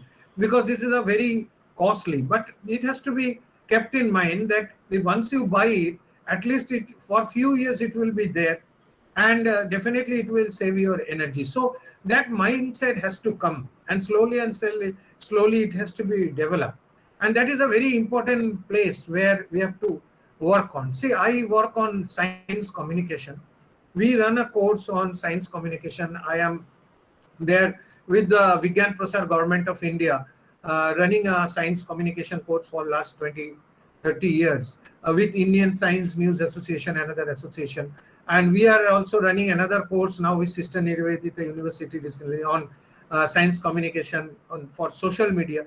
So we are trying to train our science communicators to create awareness among the mass, to make them understand that how these green products will help you, how they will help you to not only sustain in the longer run, but also sustain your climate, sustain the atmosphere, and sustain the planet. So even though they are very costly, initially it appears to be costly, the challenge is definitely there to make it less costly, to go for better product with less cost so that it is more available in the market. But definitely the problem is acceptance. And this acceptance, until and unless it is accepted, the business, the entrepreneurship, and environmental sustainability, all three will fail. Because if we do not make people understand this, whom are we going to sell them? So that is a very important factor. So the first and important factor is creating awareness. So what I would like to suggest here, recommend that the business industries, which they are always advertising and marketing and showing the product and telling people through advertisements to media, different media, definitely it reaches the people, but it reaches only a particular one set group of people. It does not go to the ground level. Now, in order to make people understand at the ground level the importance of green technology, I think it is high time that you have to work. It is the students who have to work.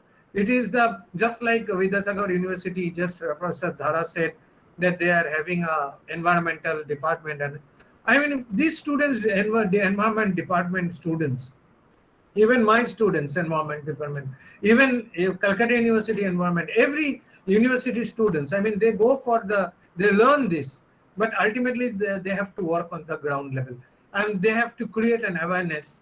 And it is the industry, it is the entrepreneur who has to make the product more environmental friendly and less cost effective. So this is a very big challenge of the century.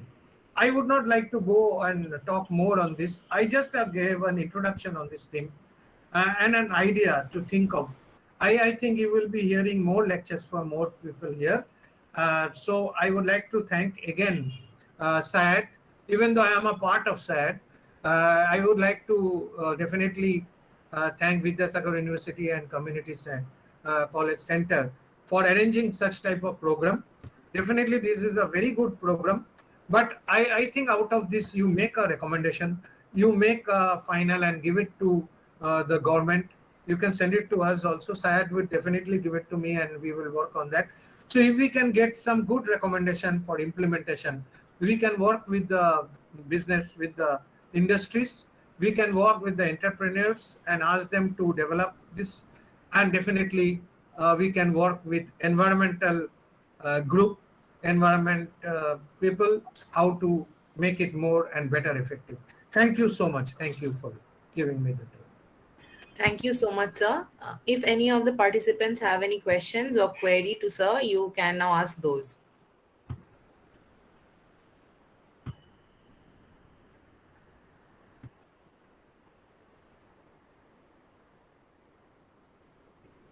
Anybody? You can also write in the chat box.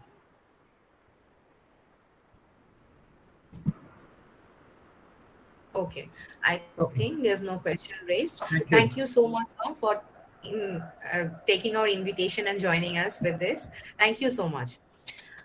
Well, our next speaker of the day is Professor Mahala Chatterjee. She is currently working as a professor and director of Center for Urban Economic Studies, University of Calcutta. She has also been involved as chairperson, undergraduate board of studies in economics, coordinator, postgraduate diploma course in urban management and planning, members, huge impact partnership advisory committee, etc.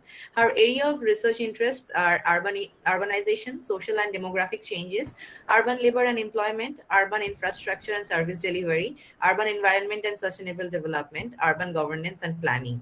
She has published several number of journals, books, book chapters. She has also been an editor and reviewer for different number of books. She holds a PhD and MSc in economics from Calcutta University. She completed her BSc honors in economics from St. Xavier's College, Calcutta University. She has delivered lectures as guest lecturer in a lot of prestigious colleges and universities. Several MPhil and PhD students have been awarded and are also currently pursuing their course under her supervision. I cordially invite you to share your thoughts with us, ma'am. Over to you, Professor Mahala Chatterjee. Good afternoon, everybody. Thanks, Antara, for this generous introduction. Just to clarify, I was the director of Center for Urban Economic Studies till 2017. Just now, I am not the director. Anyway, good afternoon to everybody. Good afternoon to my old friends, Vice-Chancellor of the Vidyasagar University, Professor Sibaji Pratim Basu, Professor Chakraborty, Director of IDSK, and also all the office bearers and deans of Vidyasagar University, and also the Professor Syed for giving me this opportunity to share my thoughts. I should say share my thoughts. It's not a very constructed lecture or anything else. And I'm also unable to prepare slides because of my own deficiencies. Anyway, just let me share some thoughts about 2 or 3 things. One is climate change and sustainability, then green entrepreneurship, and the role of gender therein. Now, just to start with, if we look into the whole, why we are talking about all these things, what is the issue behind it? Now, let me go back a little.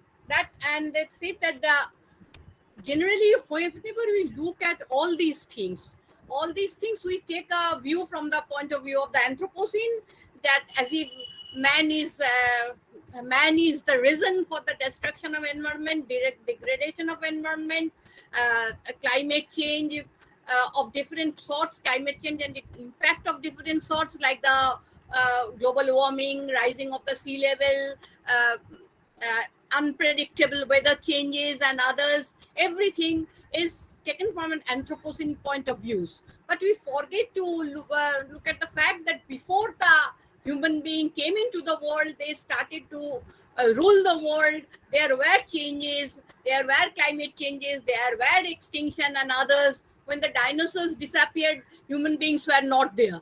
So human beings are being part of the environment. Of course, their activities and other things affect the environment and affect it in different ways. There are generally 4 types of stresses on the environment because of human activity. The first is eutrophic, that is the decomposition of different type of wastes, which comes as a result of production and consumption activities. The second is exploitative, like cropping, mining, hunting, which is carried on for a long time from since the invent of the so-called human civilization, then and it is not so damaging if the nature of the exploitation does not exceed the nature's capacity to reproduce. The third is the disruptive one, that is the physical changes brought about by clearing forest, damaging topsoil for construction of roads and townships, in general expansion of the human habitat. And the fourth one is, and the most important for today's world, is the chemical and the industrial, resulting from technological development, coming from different types of emissions in air, water, and soil. Now, here comes our point of concern.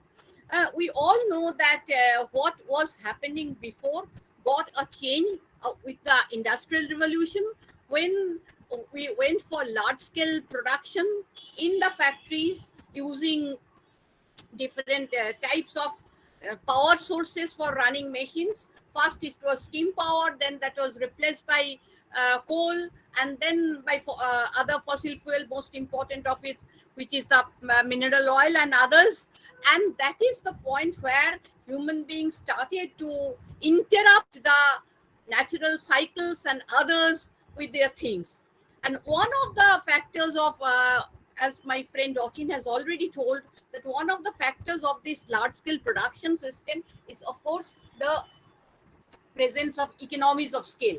Economies of scale, now the economists talk about external economies and internal economies, but both arise because of the size of the productive capacity, which makes the cost of production smaller, and so the price of the goods and things go down, and that is how the Industrial Revolution took place.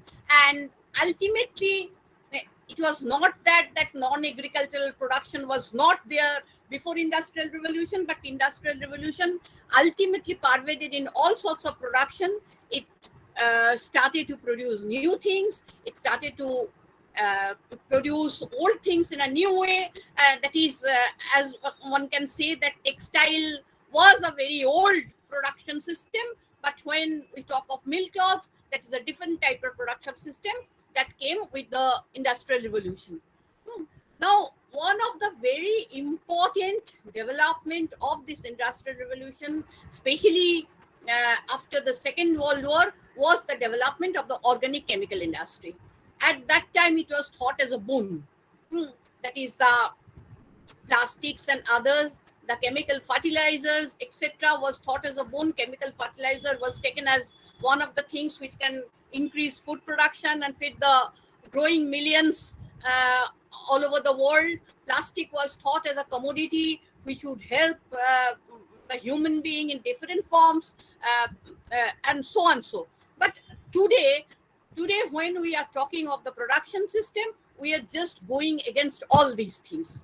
All these things, we are saying that a major damage of the earth and others is being done by this organic chemical industry and its products. Not only the product, but also the production system, because the waste it produces. Actually, when we talk about environment, we talk about earth. We take that earth is at one side of the screen, the scenario, the human being has not been able to produce anything without taking help of the earth. All our resources are from the earth, and on the same time, the earth, we are also using the earth as a sink. Whatever our bads of our production, that is the waste from our production, we are disposing that in the three medium, air, water, and soil, and that is the damage it is causing to the so-called environment, which is leading to climate change, which is leading to issues of sustainability of different types, and so on. So what is the way out? What is the way out? I mean, whatever we say, whatever we do, we cannot go back to the so-called forest stage. We cannot do without the products, and other things which we are very familiar with. We are familiar with. Sometimes we are very romantic and we use a line without forgetting the next lines, which was by composed by none other than Rabindranath, the Dao Fireshe Oronno, Lohe Nogor. No, it is not at all possible to go back. If whenever you go for so-called ecotourism, quote unquote, you want you want the electricity to be there, you want running water to be there, and you also want your mobile tower to be there. You don't want to be segregated from the whole so-called civilized world.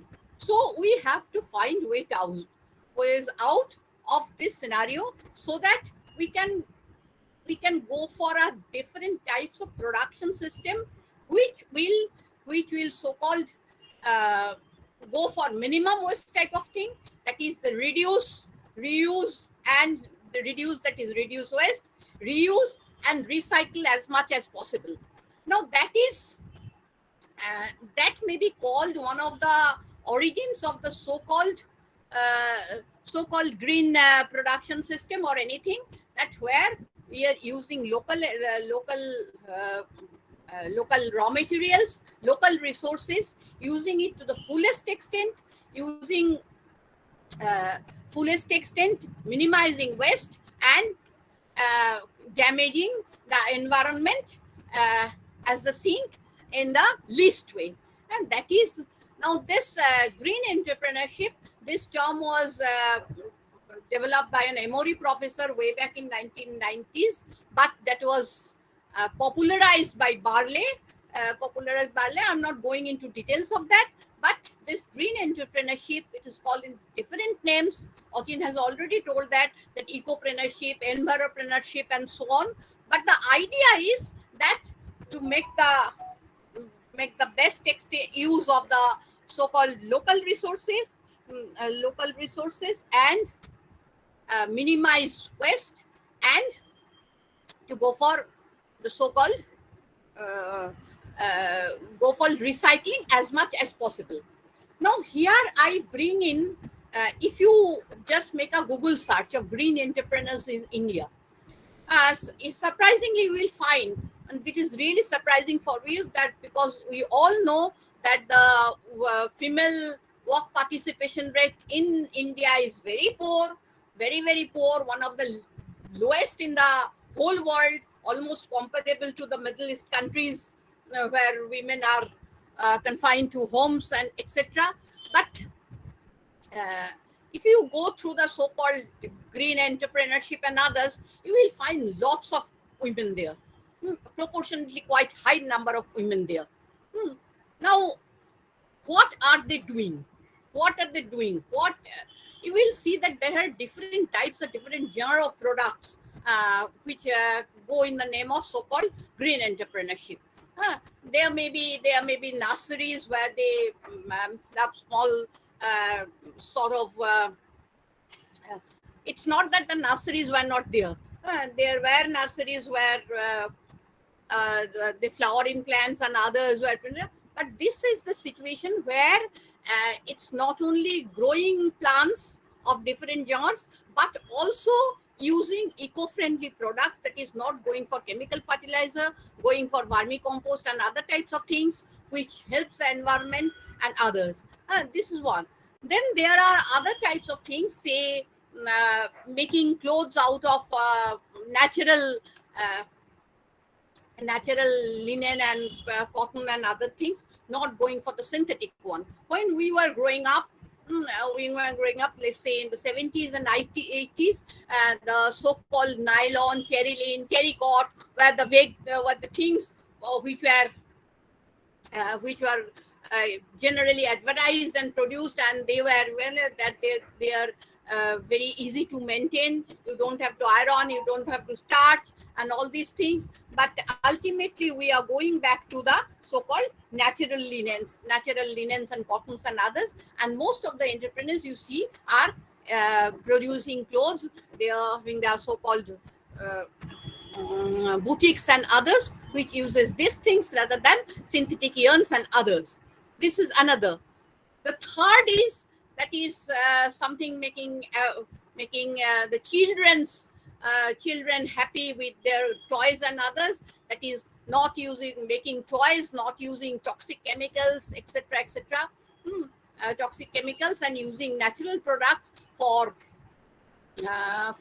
toys and other things for the children.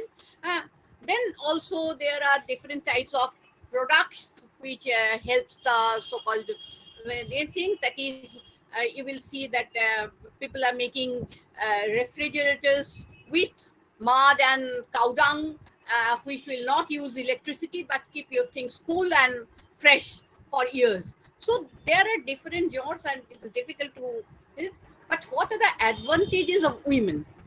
Women in pitching in.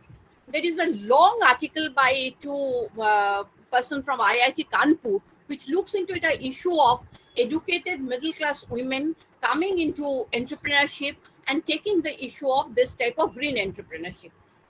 Now, again, if we talk of women participation rate, female work participation rate, you will see that the middle part is the lowest one. There is high female work participation rate in the lower level, lower in terms of income, lower in terms of education, and higher also in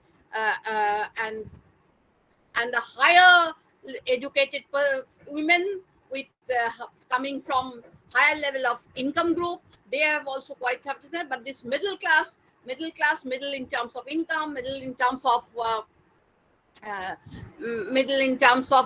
education, they have the lowest workforce participation rate. Now this IIT study looks into that if these women can be brought into this green production system. Women know many things. They run the household. They know how to use the maximum use of waste and others and anything. If they are educated to some extent, and if they are taught this type of production technologies with minimum support from the authorities, they can not only they can change the production system. Achin has talked about the niche production sector. Exactly.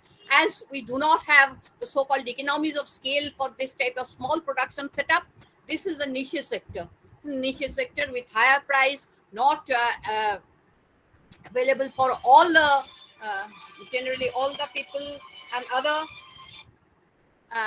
all the people at lower price, which can be possible from factory system.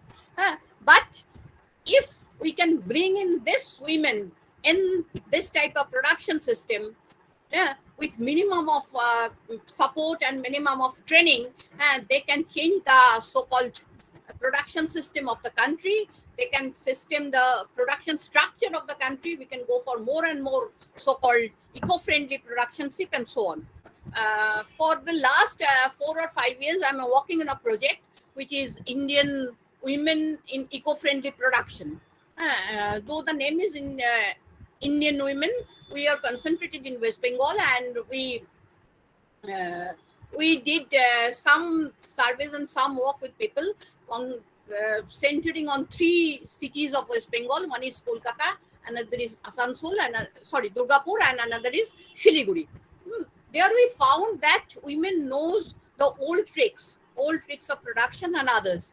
But where they fail, firstly, sometimes they do not know that what is really eco-friendly or not. And secondly, they do not know the whole process. When you talk of green entrepreneurship, green production, it is the whole process, starting from choosing the raw material to finally marketing. That you choose a wrong raw material and you try to transform it to the green product, it will not do. You are talking about green production, but you advertise with so-called plastic flakes. That is not green production. So one thing, you know that I also love those batik sarees. And there are lots of female who produce batik sarees and other dress materials and others. But they do not know that this is not an eco-friendly thing. The acid that is used for washing and which is going to the drains is damaging the environment. So that is the point one has to intervene. One should not say that you should stop the production of batik sarees because of that acid. But there should be some way to minimize the use of acid, minimize the way going to the drain, so that one can have a so-called eco-friendly batik sarees. Then if you go to a place called Jeans Bazaar, that is the Moistala thing. That is the place that where lots and lots of jeans cloth are being colored. But if you go there, there are small entrepreneurs, and fortunately or unfortunately, women, they do the dyeing type of thing, and that color, very toxic, go to the drains. And I had the opportunity to go for a survey in the surrounding area with a group of researchers from Singapore. When we asked the local farmers that what is the impact of this blue color on your production and others, they say that the quality of the farm products are deteriorating because of this. This damage is done unknowingly and unknowingly. This is where the eco-labeling and the so-called role of the government in controlling all these things come into view. So, as I have already said, that it's not possible to turn your wheels backwards. We have to take it forward, and in that case, this so-called green entrepreneurship and inducing women, especially middle class, educated women, in this type of production by minimum of training and maximum of support from the different types of authorities, and also making them concerned about the so-called eco-friendliness, starting from the resource to the product marketing and others, will help a long way in achieving the so-called sustainability, not only of the particular business itself, but also the so-called our planet Earth. Thanks again for giving me the chance. Thank you so much, ma'am. If any of the participants have any question, you may now clear those.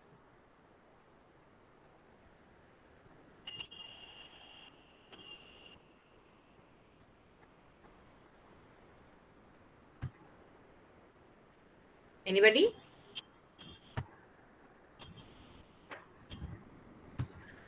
Well, I think no question is raised. Thank you so much, ma'am, for accepting our invitation and sharing your thoughts and views with us. We are blessed that you have joined us. Thank you. Our next speaker is Dr. Sheba Kumar Jana. Dr. Jana is currently working as a professor at Department of Economics in Vidyasagar University. Prior to this, he has been an associate professor in economics, Department of Economics with Rural Development, Vidyasagar University. Along with this, he has delivered lectures as a guest lecturer in a lot of prestigious colleges and universities. His field of specialization is statistics and econometrics. His research areas of interests are environmental and resource economics, agricultural economics, rural development, economics of education. He has published several number of journal papers and books in both national and international level. He has been involved in numerous prestigious projects. He holds a PhD and MPhil from Jadavpur University. He pursued his MSc in economics from University of Calcutta and BSc honors in economics from Presidency College, Kolkata. 7 students have completed their PhD under his supervision. I cordially invite you to say a few words, sir. Dr. Sheba Kumar Jana, over to you. Good afternoon, Amrita. Good afternoon, everybody present here. Good afternoon to Professor Sibaji Pratim Basu, Honorable Vice-Chancellor of the University, Professor Chakraborty, Professor AKD, Professor Mahala, Chatterjee. Very important lectures we have heard from them. And also Professor Basu will be delivering after me. So, and all the distinguished organizers of this seminar and all the eminent persons who are present in this seminar and all the dear participants. I just want to share my presentation.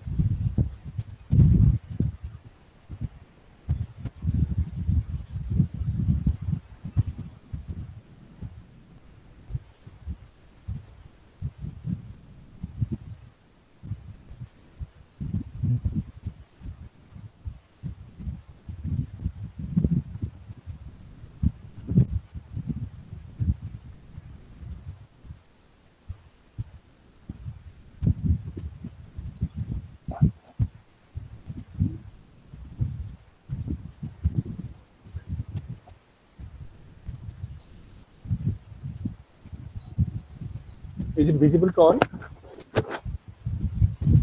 Yes, sir. Okay.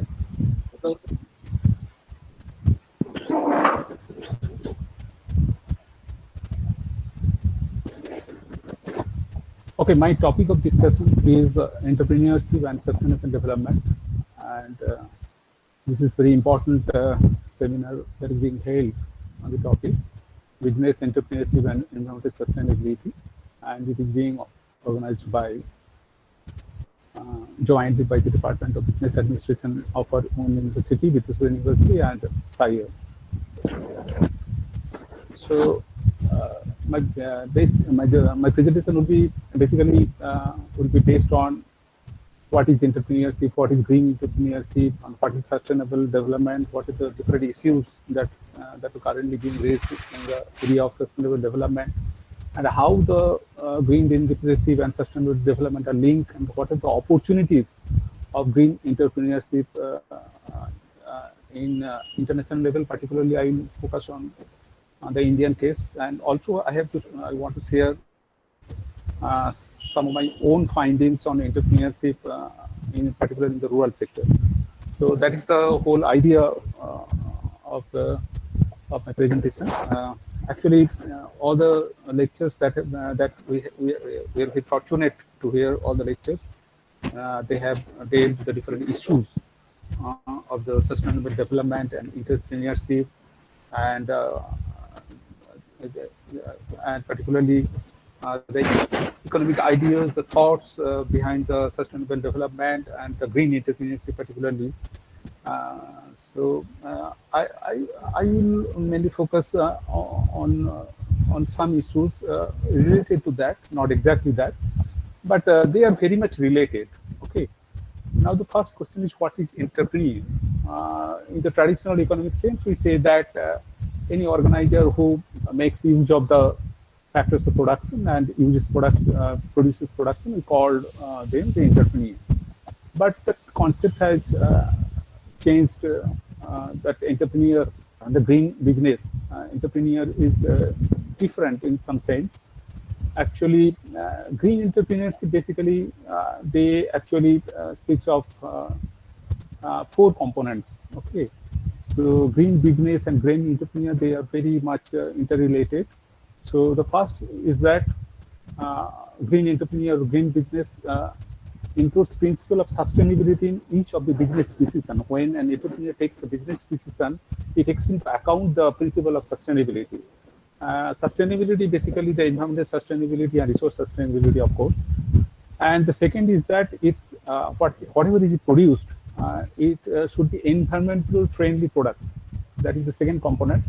And the third is that it is greater than the traditional competition. What goods are basically produced, and the goods produced by the green entrepreneur, they are greener in the sense they're not the traditional one. The products are different. And the last one is that it has an enduring commitment to the environmental principles. So these are the 4 issues, the 4 criteria of green business or green entrepreneur. And there's a slight difference between the social entrepreneur and the green entrepreneur. We have heard of Professor Basu and Professor Chakraborty and also Mahala. They talked of the social entrepreneur.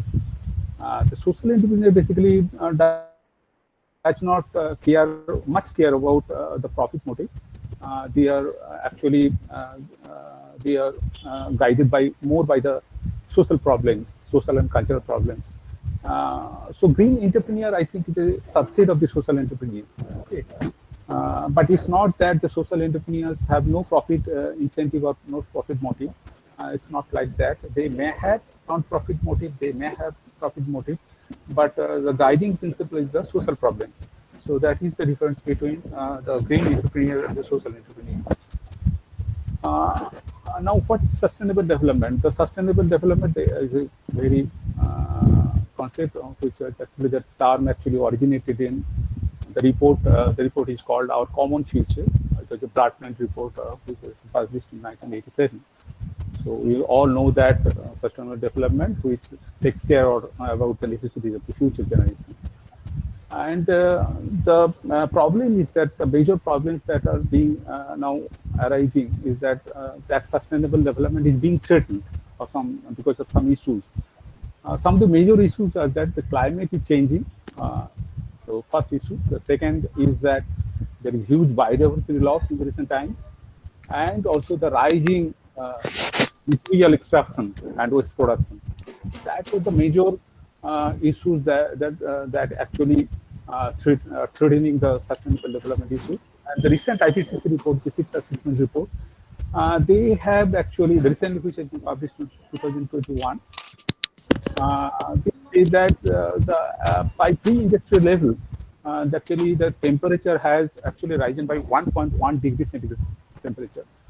And it is being said that if it go beyond 1.5 degrees centigrade or 2 degrees centigrade, that will be huge cost to our environment, and if that goes beyond that 2 degrees centigrade, our dear planet may not survive. So that is so we are actually at a very dangerous position. So we must care for the sustainable development. We cannot ignore. The time has come that we must focus to bypass the issues of sustainable development.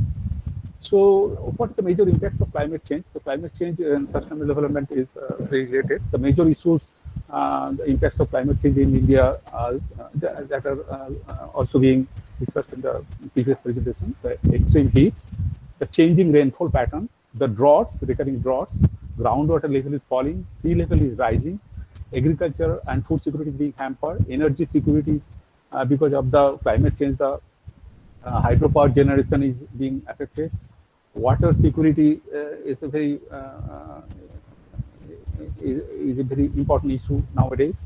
How to provide water to the Pakistani population, to all the populations, and of course the health issues because of the climate change, the vector-borne diseases everywhere worldwide, also in India, that is increasing. And there is also the climate refugees. Because of the climate change, suppose the coastal areas is being inundated, so the new refugees are being actually, so they are migrating to other places. So that is a new problem, the climate refugees. So these are the major impacts of climate change. This is the Paris Agreement in 2015. It was held, and 195 countries adopted legally binding global. This is the first legally binding agreement which was signed by 195 countries. And the major features of this climate change negotiation is that Paris climate change is that the temperature increase should not go beyond 2 degrees centigrade in the longer term. Suppose by 2100, so that is the limit. We cannot go beyond that. So that is the first target, and each country should declare how much they will reduce their emission. That is called nationally determined contribution. And the third is that the developed countries will continue to support the developing countries by mobilizing USD $100 billion. So each year, developed countries will give the developing countries $100 billion during the period of 2020 to 2025. And the third is that 20 by 20 by 20 targets. It is that 20% reduction in the global emission, and second 20 is that renewable energy share will increase by 20%, and third 20% target is that the energy efficiency will increase by 20%. So these are the major points of the climate change agreement in Paris. That is a very important agreement. And now I come to the sustainable development. So these are also the climate change issues. So that the global material extraction that is being continued. So the material extraction is actually being increased over the years. You see the world total greenhouse gas emission. So how it is increasing. You see that after 1990 there is a huge increase, despite being some efforts. There is actually the carbon dioxide, the greenhouse gas level is rising at a very rapid rate. The worldwide, this is the worldwide situation as the World Development Report shows. So if you look at the longer period from 1860 to 2000, you see how the steep the rise is that after the industrial revolution, particularly 1920s. So there is steep rise of carbon dioxide emission. Now, what are the major contributing sectors in this greenhouse gas emissions? These are the major contributing. The energy sector is the highest contributor. 25.26% of the greenhouse gas emission comes from the energy, the power sector. The transport sector, the residential sector, the industrial sector contributes to 20%. Agriculture also contributes about 13%. Show the possible effects of climate change. It is the effects on freshwater supplies, food and agriculture, human health, coastal areas, and what are the difference if the 2 degrees centigrade rises and if it rises by 4 degrees centigrade. So there is a huge difference if the rise between the 2 degrees centigrade and 4 degrees centigrade temperature. So you must be cautious. So we all know the recent events. Germany and Western Europe, massive floods. India, many villages have been affected by floods. Italy, hailstorms. Greece, Turkey, hit by the widespread fires. California, Canada, temperature has recorded increase. We all know the current news. Okay, so the agriculture is also being highly affected by the climate change issues.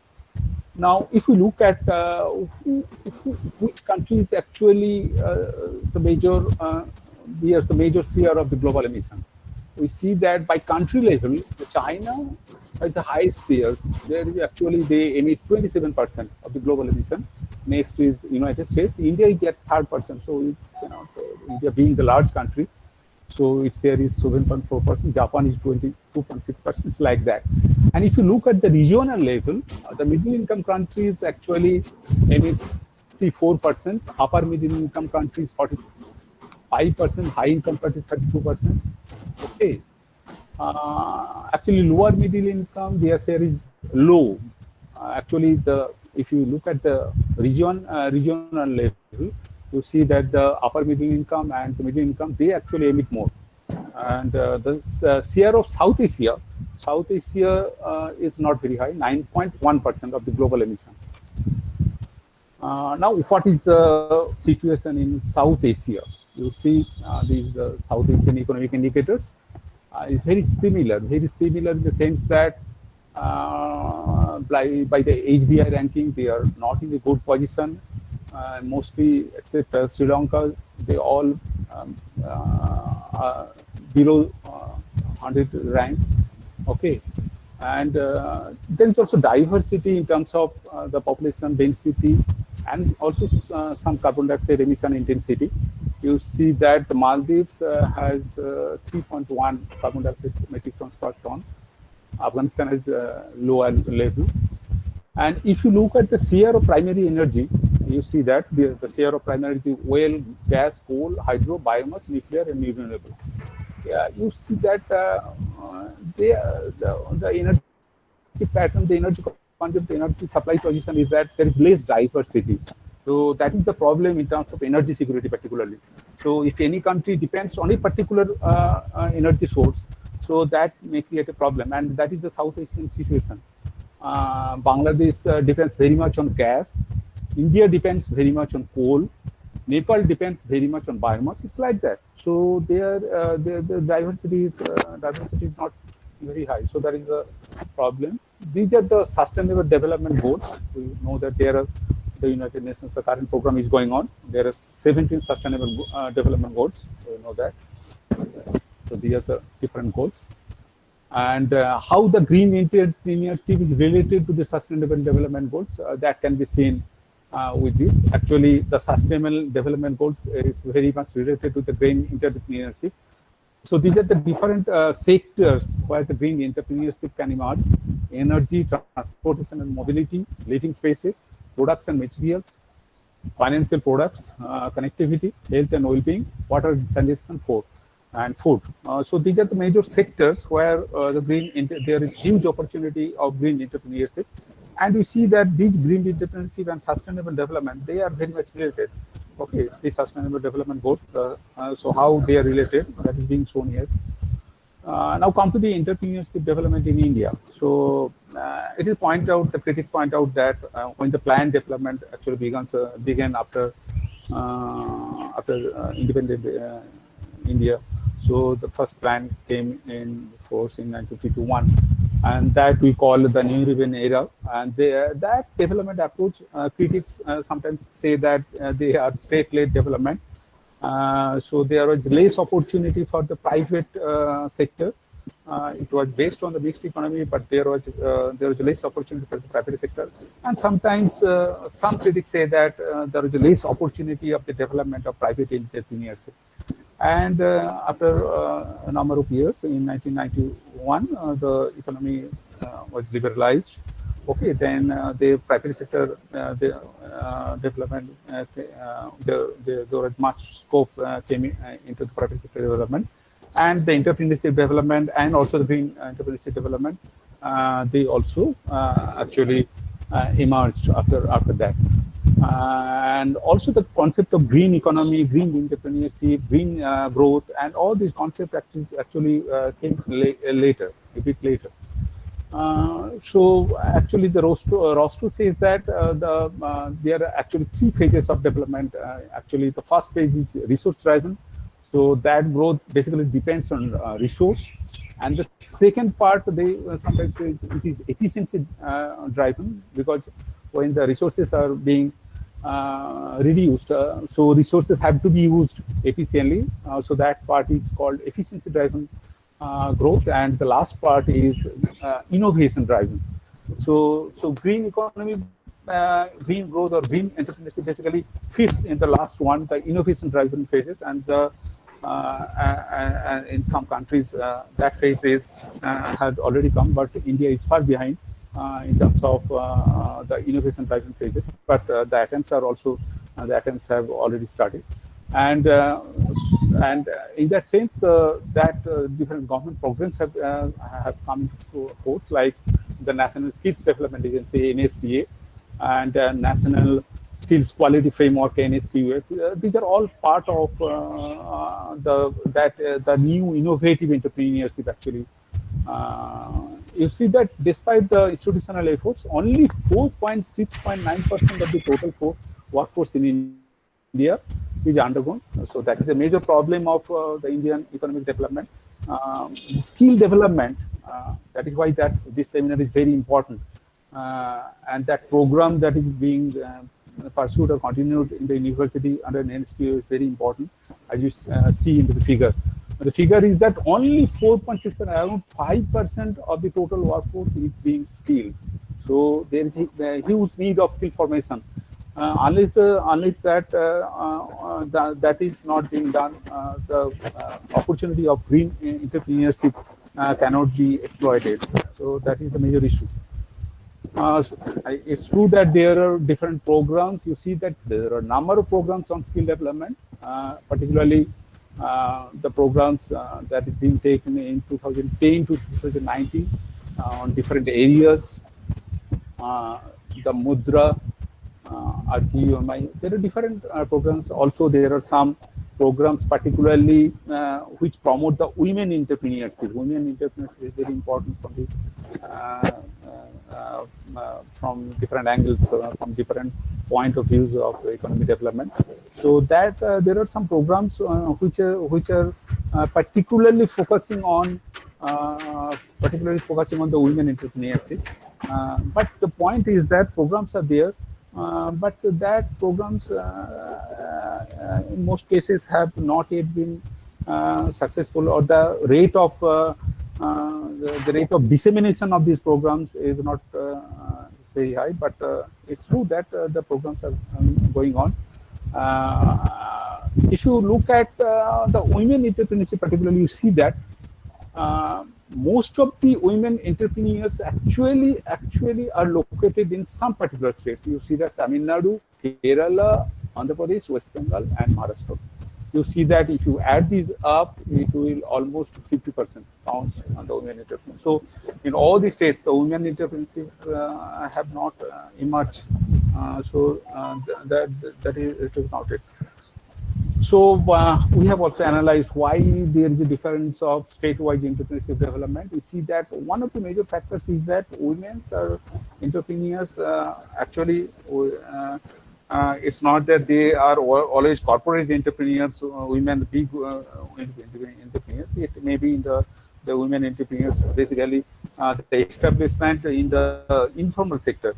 You see that their education level and awareness level is very poor. That is the major issue, maybe the major issue, why they are not taking the opportunity of women leadership programs, the advantages. There are different incentives also. They are not taking. So we see that the literacy has become an important factor in the women entrepreneurship. Now, what is the green business or clean technology? Okay, there are clean technology. There are some advantages. Clean technology is a particular innovation which is defined as product, service, or process that delivers value using fewer resources and producing less pollution. Okay, so that is called the clean technology. Basically, it was being discussed by the earlier speaker. So innovation is a very important factor in the clean technology. So clean technology means the producer is making less pollution. So that is the clean technology. Okay, and for that you need innovation. So innovation is very important factor. Okay, it's not that you have to invest. Yes, sometimes some innovation needs a huge cost or huge startup fund, but sometimes a small innovation can lead to a green product also. So, but innovation is very important, a crucial factor in the green technology development. And the major advantage of this green technology is that actually it is the worldwide phenomena that is going on. The new jobs are actually being created in these greener technology areas. So that is the green technology which is being developed. So new job opportunities actually are emerging in those areas at the fast rate. And also, it's not that only the corporate sector has the possibility of taking the advantages of the green technology. The small, medium sector, they also have some opportunities in the green technology development. Okay. What are the major areas where the green technology has been actually sales breakdown? You see that what the major areas worldwide phenomena. The alternative fuels, that is 16% investment has been on that. Building technologies, okay, the building technology is very important factor because the building is to be built in such a way that it consumes less energy. Okay, so that is a very important technology that is being developed worldwide. So that investment is the second. Wind energy, alternative fuel vehicles, geothermal energy, water supply. These are the major areas where the green technology, these are the major areas where the investment is being put, the private investment and the government investment. So if you look at the area-wise, you see that China has invested hugely. Then the Latin America, Sub-Saharan Africa, then Asia. So India's position is that size of the clean technology. So what are the different areas where the clean technology being? In India, there is huge opportunity of renewable energy development, particularly in the small sector has the advantage in this area, the planning and installation. Okay. So equipment, there is a huge startup cost in the equipment installation, but in the planning and planning stage, there has the advantage, and also the advantage in operation and maintenance. The small sector, they can take advantage of the operation and maintenance of the renewable energy technology. Okay, so the maintenance service. So there is huge opportunity, as you see that the country is targeting about 450 gigawatt of installed renewable energy by 2020. Okay, so the target is that by 2040, around 40% of the total electricity will be from the renewable energy in India. So that is a huge target, and if that happens, so there is a great opportunity for not for the big businesses, but also there is opportunity for the small businesses, particularly in the maintenance and the installation. In that phases, there is huge possibility of the green jobs. And agriculture is also agriculture. You see that in spite of many years of Indian economic development, agriculture actually actually contributes about 15% of our GDP. But it is to bear in mind that about more than 50% of the employment actually is absorbed in agriculture. So we cannot ignore the agricultural sector. But from the point of view of the green technology, agriculture has a huge scope. I think Professor AKD was talking of some of those. You see that these are the different areas where the agriculture can do a lot in promoting sustainable development and green entrepreneurship, particularly. The smart crop, the first is the smart crop, the variety. Smart crop means you have to smart varieties, and second is smart varieties means actually you have to develop varieties according to the environmental features of that region. Okay, so if you are in the coastal area where the soil is saline, you have to develop the seed varieties in that fashion. So there is a huge scope of that. The varieties, different varieties of the crop to be developed, particularly in the changing situation of the environment and the climate change. So you have to develop newer crops. Okay. And the second is that the smart crop. Smart crop means you have to use less fertilizer and less pesticide, and you have to use more organic manure. So there is a huge scope of the organic manure development. And the small sector, the small the SME sector has that scope here also. The mixed farming, it's not that you will be producing only one crop. You have to diversify your crop. Okay. The blue water management. Blue water means the fresh water. It may be the groundwater, it may be the surface water, but which is fresh. So that is called blue water. Blue water is very important. We cannot waste water because agriculture is that sector which consumes the highest proportion of the fresh water. About 90% of the fresh water is being consumed by the agricultural sector. So we have to mind that. So in the context of the growing population, if you do not reduce the agricultural water consumption, you cannot provide the water to the urban sector. Okay, so we must have to innovate so that the green, so that the blue water is being efficiently managed or managed properly. And also the green water. Green water means water which is in the soil. Okay, so that is to be also managed. There are other opportunities. The bridging the yield gap. Yield gap means what is the potential given the features of that region. What is the maximum potential and what is actually being gained. So if there is a gap, we have to bridge that gap. So there are different opportunities and also the reducing. So we actually waste a huge amount of food because we have not sufficient infrastructure to store them. So that we have to take care. So the food is not wasted. So I think in all the sectors, in all the issues, the green entrepreneurs has something to do because these issues are not taken care of properly still now. And there are huge scope of opportunities of the entrepreneurship development in these areas.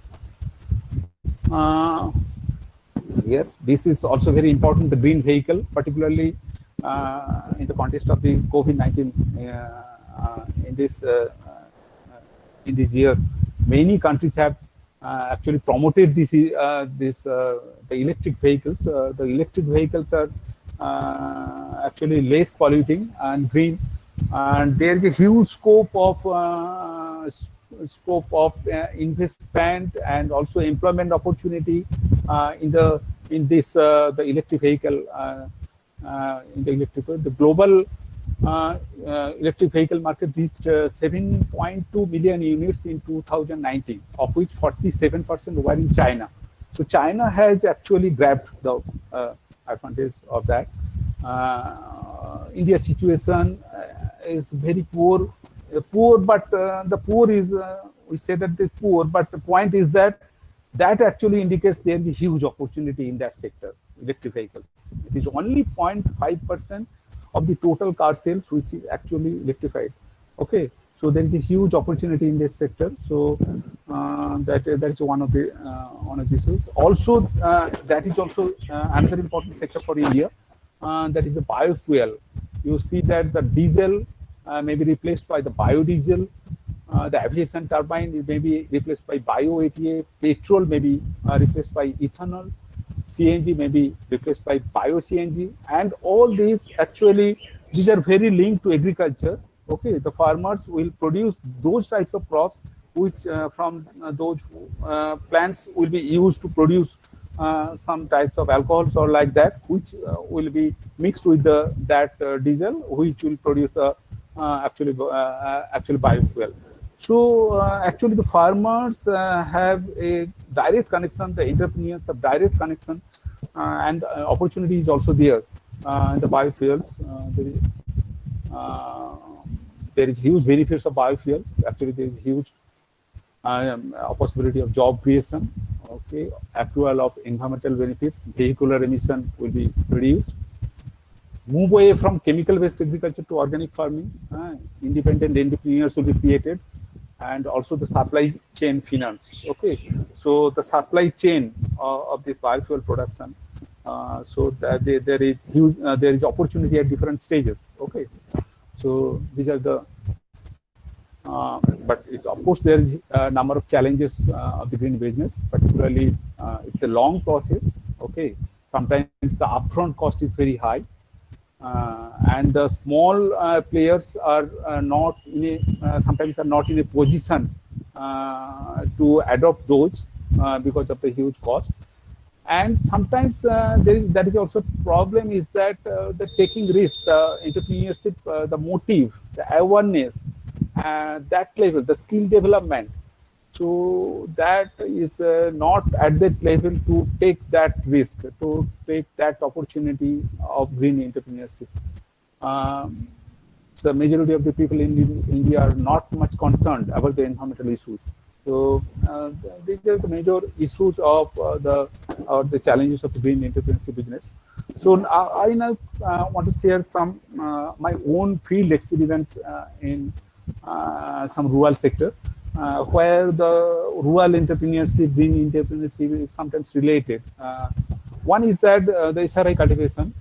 You know that the SRI cultivation is not a traditional paddy cultivation. It is a system of rice intensification. It is it's a kind of technology, small technology. It is only a minor change in the plantation method. How you plant the paddy in the field. That some minor change and the plantation procedure, it should be given in a row. That row is to be followed. It's a row. So there is certain distance. So there is a huge opportunity of SRI cultivation, particularly in the backward regions where the productivity is low. We have seen that. It is our study. You see that the profit in the SRI cultivation is much higher than the traditional cost, but that is not being taken up by the farmers because they sometimes fear what will be the fate if the crop fails because of the SRI technology adoption. So that is one of the issues. So a small agricultural farmer, agricultural entrepreneur, farm entrepreneur in the Noyagram, this field study. It's a green technology. Small technology, okay. It is being promoted by the PATRON, okay.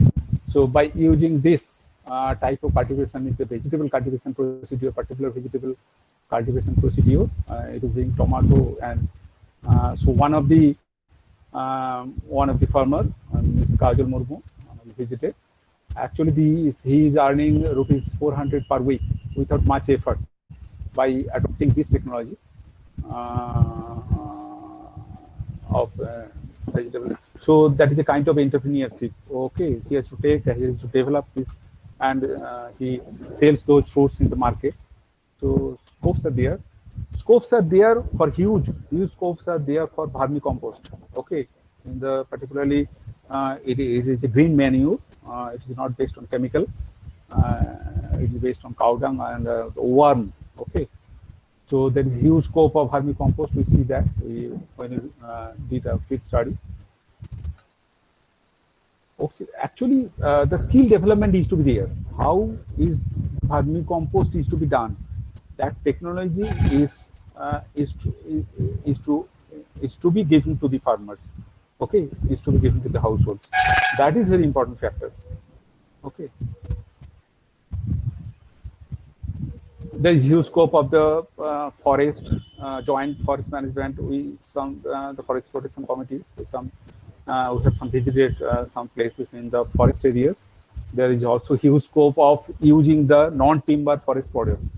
So from the forest, actually, the forest range area community, they collect different types of products, and if they take the proper entrepreneurship and use those NTFPs into some value-added products, actually they can earn a lot, but that is not being happened.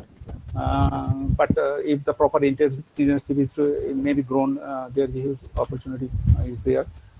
And we studied what is the ratio actually, how much actually the collector and what is being sold in the market. There is a huge difference. Actually, the collector sells their product at a much low cost. Okay, the Kalmek and the bale and all these products, all these are collected from the forest, and we see that there is huge difference in the price, in terms of price.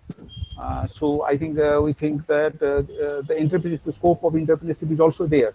How to utilize the NTFP products in producing the value-added products so that they can reap the benefits. The forest range community can reach the benefits. Okay, so you see that the Kalmek processing units actually.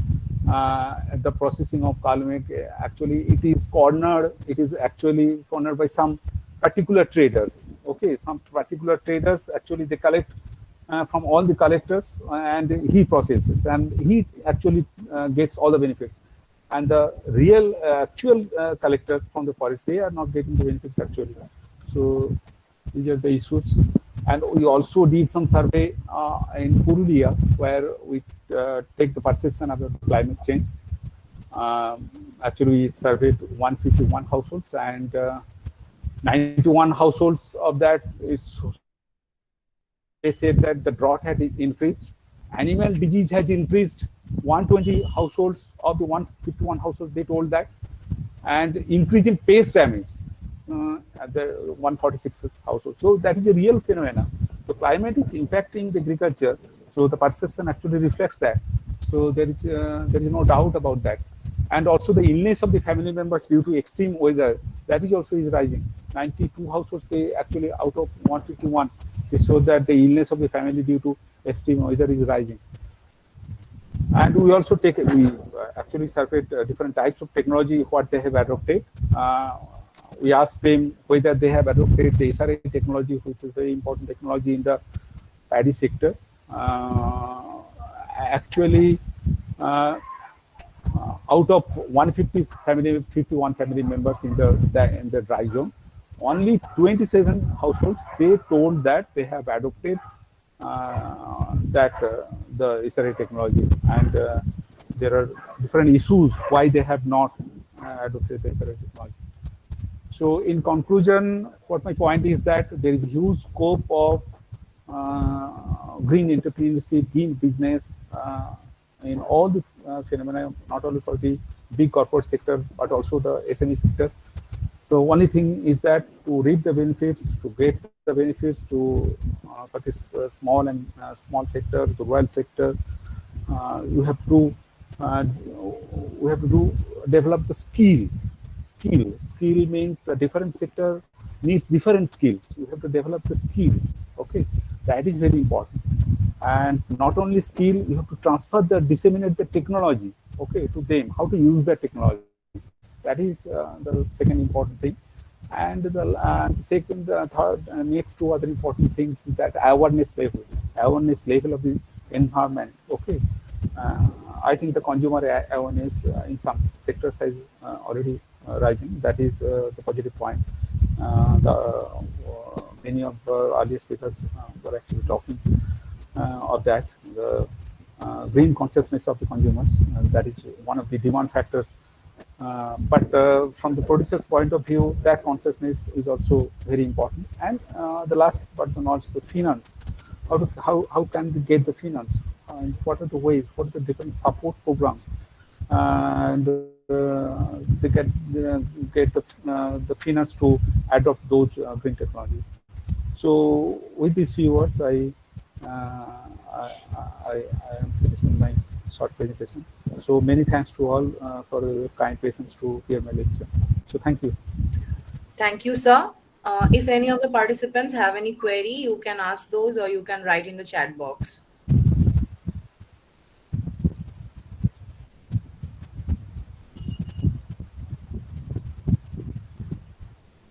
Anybody?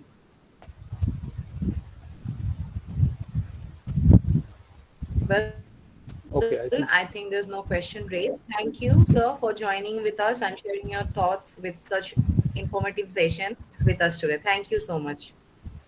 Our next speaker is Dr. Bashdev Dasgupta. He is currently working as Associate Professor in Economics at the Department of Economics in University of Kalyani, West Bengal, since October 2009. Prior to this, he has been Reader, Senior Lecturer and Lecturer in Economics at the Department of Economics in University of Kalyani. He has also been a visiting professor in different colleges and universities in India as well as abroad.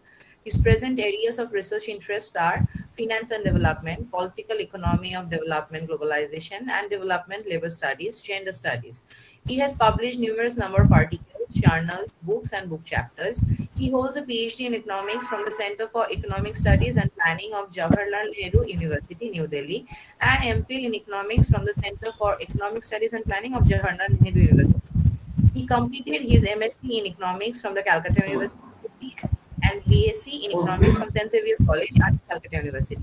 He has been awarded as Junior Research Fellowship by the University Grants Commission, awarded Indo-French Social Scientist Exchange Program for visiting France as DEA of Fondation Maison des Sciences de l'Homme, Paris, and awarded Indo-China Cultural Exchange Visit to China, sponsored by Indian Council for Social Science Research and Chinese Academy of Social Sciences. I cordially invite you to share your thoughts with us, sir. Over to you, Dr. Bashdev Dasgupta. Thank you very much. Just a minor correction. I am a professor of economics, not associate professor. I am professor of economics since 2012. Maybe you have checked the university website, which is dated. Okay, sir. Yes, sir. Actually, okay. From where I am at the collecting the onset, I information. thank everybody. Can you hear me? Sir, it will be helpful if you speak a little bit louder. Pardon? It will be helpful if you speak a little bit louder, sir. It's not okay. clear. Okay. Now, I thank at the onset the organizer of this conference, Vidyasagar University and SIAD, and also the other institutions involved in this webinar. Now, I will rather talk on an alternative understanding of the received notion of sustainability. So my viewpoint will be actually a political economic one.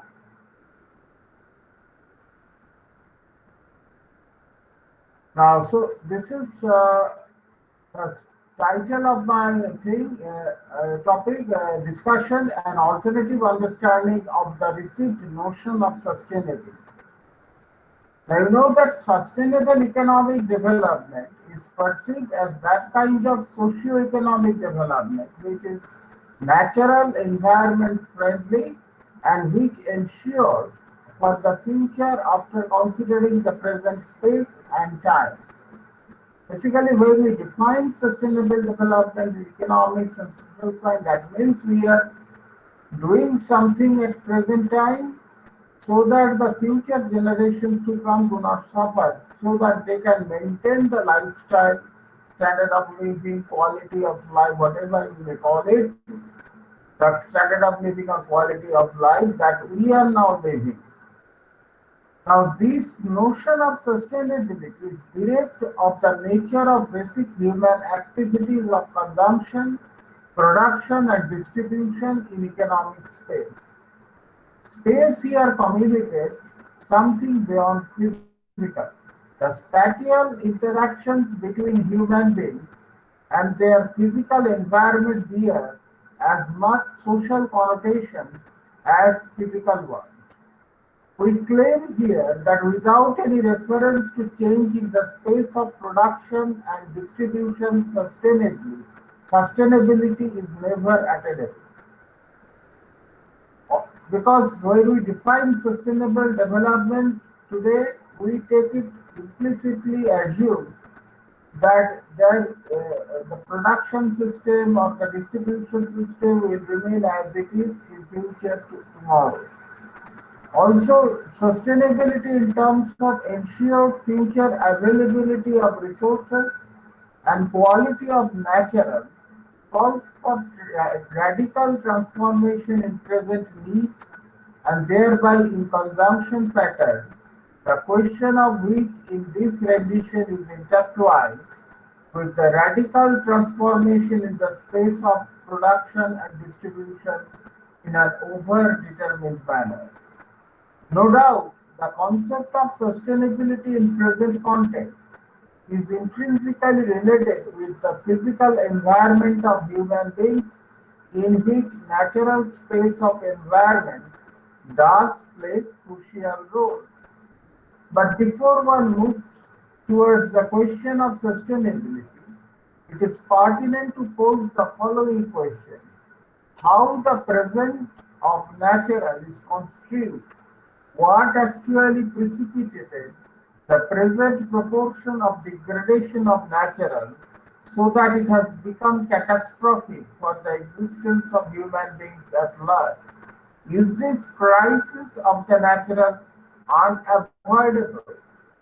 In today's world, when globalization has become the buzzword of everything, starting from economic, political to cultural and natural, the problem of natural environment is also envisaged in globalized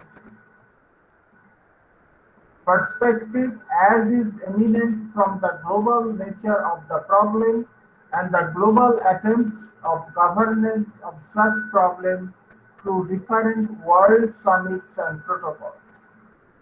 It is now well accepted by everyone that the degradation of the natural environment over the years is enormous and is steadily approaching a crisis point all over the world.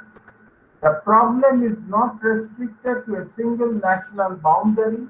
What is happening in country A also has its ramifications in country B.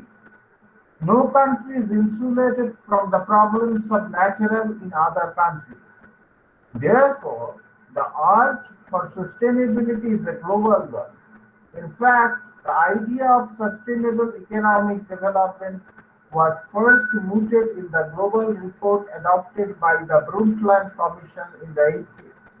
Since a lot of theorization has been attempted to formalize the concept and render it practically useful for drawing policy imperatives in this regard. Since the decade of 80s, there is no dearth of policies to address the problem of environmental pollution and degradation. Rarely, any national government is left today which is yet to include natural environment in its state policies. Concepts such as environmental accounting and valuation and green GDP have gained momentum to assess the dimension of the degradation of the natural and thereby to adopt necessary policies to reverse it in different national spaces. At the global level, too, efforts are made with the basic objective of ensuring sustainable economic space over time. That the destruction of natural has posed catastrophe globally is acknowledged in different studies and reports prepared by many international agencies. Idea of concerted efforts globally for sustainability is mooted in different international forums and world summits on environment, but in vain so far. Instance of Kyoto Protocol on global warming is a pointer in this regard. This is just one side of the story, which talks only about the policies and attempted solutions to the degradation of natural space. This degradation is result of the so-called development mission and vision to the detriments of the human race as a whole.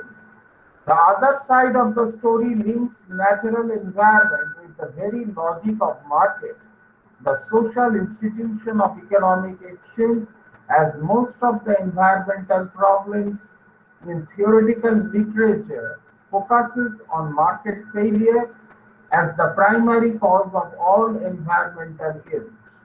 And therefore, most of the solutions are designed and framed in terms of the curing this failure of the market or in terms of correcting the deficit of the market mechanism despite the functioning of the standard forces of demand and supply remaining in place. At this juncture, we need a close scrutiny of the market mechanism which has caused its destruction of the natural space over time for a long period, since the days of industrial revolution in the West and later gradual transmission of industry-oriented modernization and development projects in the East. Most of the textbook solutions to environmental pollution and degradation are framed within the logic of market, viewing market as panacea of all environmental ills and disruptions as is the standard with current neoliberal globalization, which wants to reinstate globally integrated laissez-faire market system all over the world. The social space since industrial revolution emerged by destroying and looting nature at an indiscriminate pace in ruthless manner. We get an alternative theoretical construction of this looting and rampant destruction in Marx when he described the emergence of new industrial labor force from the landholding farming class as a whole. The process which Marx is coined as primitive accumulation of capital. However, even in that description, while Marx focused on the displacement of erstwhile peasant folk from their means of subsistence, which is land, missing is the destruction of natural space, which went hand in hand with the evolution of modern manufacturing. This side of the fact remains absolutely foreclosed. Classical thinkers like Adam Smith overlooked it while the harmony of free market mechanism attracted him so much that the anarchy underlying the emerging market system remained absolutely misrepresented in his analysis. It is only recently concern for natural environment has been so immense that environmental studies started receiving great attention all over the world, particularly in the West.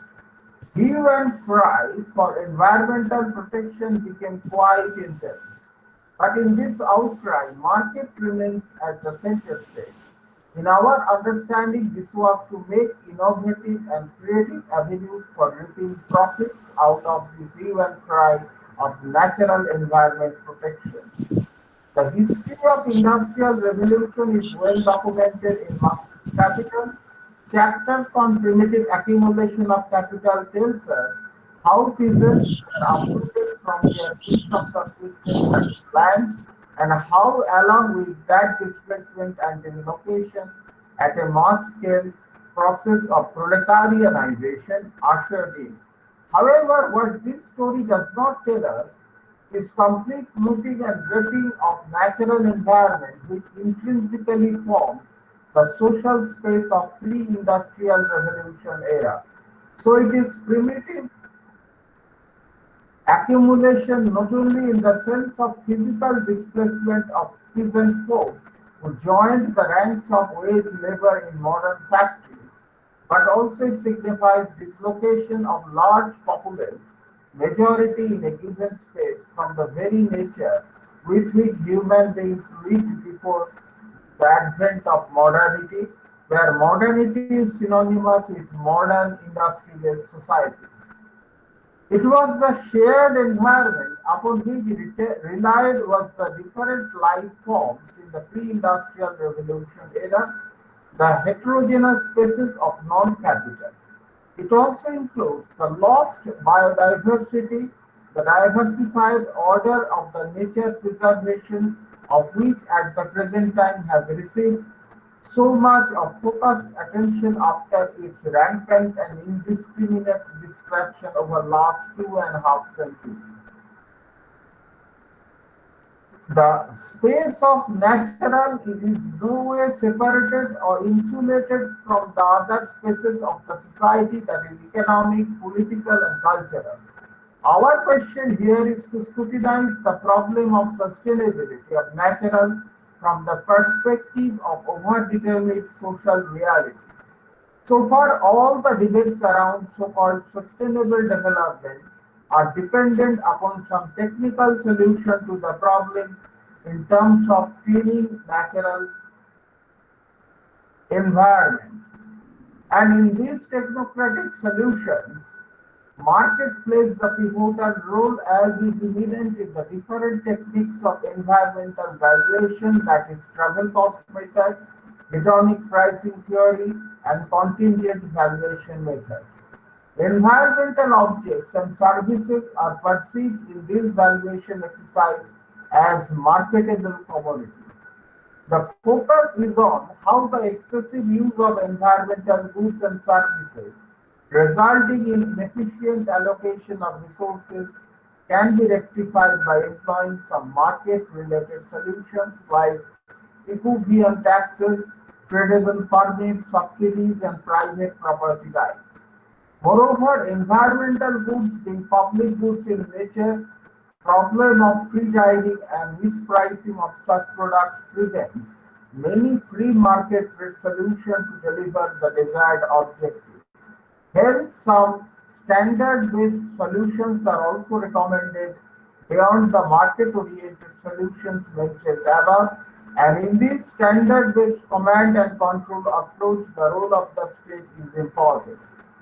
In understanding of class-focused Marxist approach in the logic of capitalocentrism, where the latter refers to the perspective of the world from the lens of capital as is accumulated in different labor processes, which has close link with the market. This is so because it is in the market capital takes a shape in value form, particularly money value form. In our understanding, if the problem of natural space is attempted to be resolved in the sphere of market, then never any fruitful resolution of the problem may be arrived at. Rather, in the name of environmental protection, scope for further generation of surplus value and thus capital will get accentuated, which is happening now in reality. A case in point is the carbon trading, which has opened up enormous scope for reaping speculative monetary gains. The question of environment in our understanding cannot be delinked from the question of labor and laboring process, as is the case with finance today, the space of which is also intertwined with labor. Capitalocentrism refers to the viewing of the society from the perspective of capital. Economic development in the South is rendered from point of view of capital. The logic of capital forms the logic of market, and every side of the society, including economic, so the space of non-capital is devalued from the capitalocentric perspective. We have seen in the previous section, the space of capital is essentially exploitative and has degraded the space of natural. In our edition, the technocratic notion of sustainable development is essentially capitalocentric, as it considers natural as capital and makes a calculation of return on that capital, a calculation which would ensure future return as well. In fact, the logic of capital is found in the process of capital accumulation in different labor processes in an economy remains essentially anti-natural, as exploitative use of natural has been guided by the greed in the market, the greed for more and more surplus and more profit. As the central guiding force of the modernization project in South, which is synonymous with industrialization, profit motive, the greed of the capitalist producers, which went hand in hand in destroying the space of natural, remains supreme. Capitalist processes create a form of distribution which generates need for goods produced in such processes in the market. Hence, capitalocentrism, in our understanding, is detrimental to the interest of the natural space. The notion of sustainability, therefore, calls for an alternative which is not based on the greed, the relentless, indiscriminate profit motive, rather takes care of the natural from the perspective of need. A backward movement from need to production then will help us build this alternative, which would counter the logic of capitalocentrism. By fair need, we imply here both quality and quantity of need, which would take care of the natural, that is, environment sensitive in some positive sense. This includes the basic need of human beings. Capitalocentrism is associated with certain distribution schemes which generate disproportionate need for those goods in the market which adversely affect the cause of the natural. The technocratic view of sustainability, which just talks in terms of so-called rational use of natural capital in production processes to ensure future availability of industrial goods, is in no way concerned with the nature of need in the society. This is so because need-focused view of sustainability in our understanding would contest the distribution which generates such need and hence would require end of greed-centered production processes. From the perspective of class-focused Marxist approach, capital has destroyed the natural, and in that what mattered most is the capitalist distribution processes. Disproportionate generation of need for anti-natural goods is sustained over time through the distributive channel of capitalist production processes. The distribution is in favor of those class positions and class expenditures which would remain conducive to the disproportionate growth in the need for the environment destroying goods. But the technocratic view of the sustainability forecloses the problematic of the capitalist distribution. It only focuses on the use of natural capital in rational manner, rational in terms of quantitative use with the profit maximization remaining at the basis of such rationalization. As long as greed for profit and hence more and more surplus generation is the motto of any production process, rationalization of use of the natural in production would not come true, as that would mean lower production and hence lower surplus and in turn lower profit. Capital does not want that. The experience of the world since the human society became more and more sensitive to the issue of the natural shows that not much has changed. Production of dirty goods instead of going down increased over the years. What has happened only relocation of production bases from the north to the south in the name of economic development. Therefore, fair need from the perspective of natural warrants justification in the distribution process, which we refer to as fair distribution, a pattern of distribution which would remain itself responsible for generation of fair need. which would reduce the need for dirty goods. Otherwise, sustainability would remain a far cry. But this then calls for radical transformation in the production spaces. Capitalocentric perspective of production processes has plundered the natural. Capitalist class processes are based upon the ethos of survival of the fittest and do not corroborate to the ambience of sharing. Rather, it has caused destruction of the shared environment of the people, the common natural space in which human beings live for ages. Gone is the quality of that shared environment, courtesy to the individualistic greed of the capitalist producer. So capitalist labor processes are essentially anathema to the ethics of sharing. A reconstruction of the shared environment calls for bringing into force the ideal of sharing at each and every space of production and hence in labor process. For example, a community labor process in which, say, an individual performs surplus labor, which is shared by every member of the community, would generate a distribution which is based on the principle of sharing. And environment friendliness requires a joint effort which is feasible only when sharing remains at the center stage of distribution and need generation. Hence, an alternative to the technocratic view of sustainability may be radical transformation of capitalist production processes and also the other non-capitalist production processes which are exploitative into non-exploitative processes at the micro level.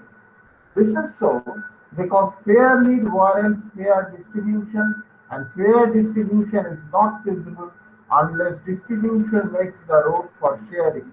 After all, space of natural is shared by all.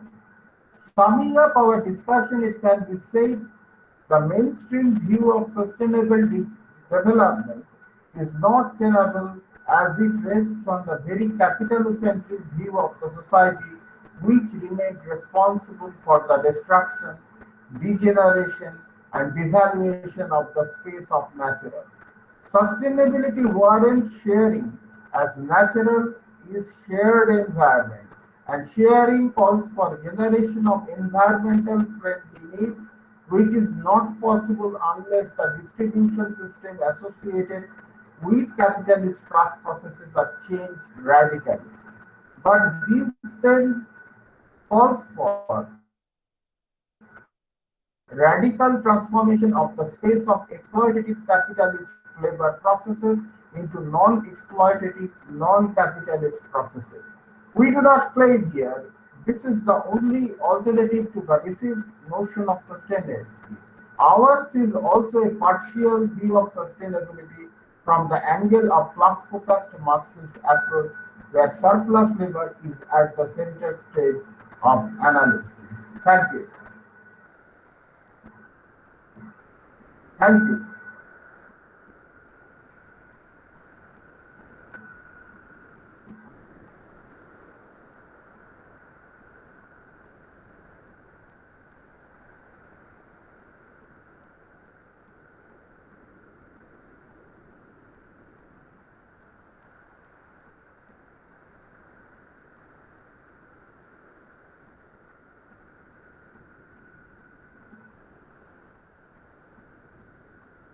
Hello, I have finished my speech.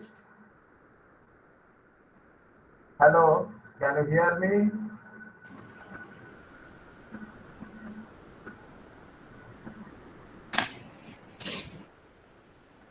Hello, am I audible? Hello, am I audible? Yes, yes, you are audible, please. Sir, due to some network issues, Antara has been late. So anyway, Vyasdev sir, wonderful lecture you have delivered on the topic. So I will request the participants, if you have any queries, you may ask. Sir. If anybody have any queries, then they can ask directly to our resource person.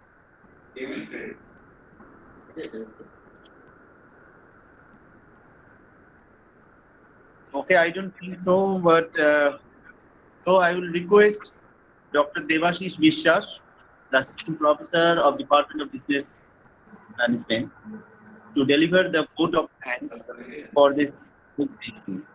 Over to you. Very good afternoon to all of you who are present here.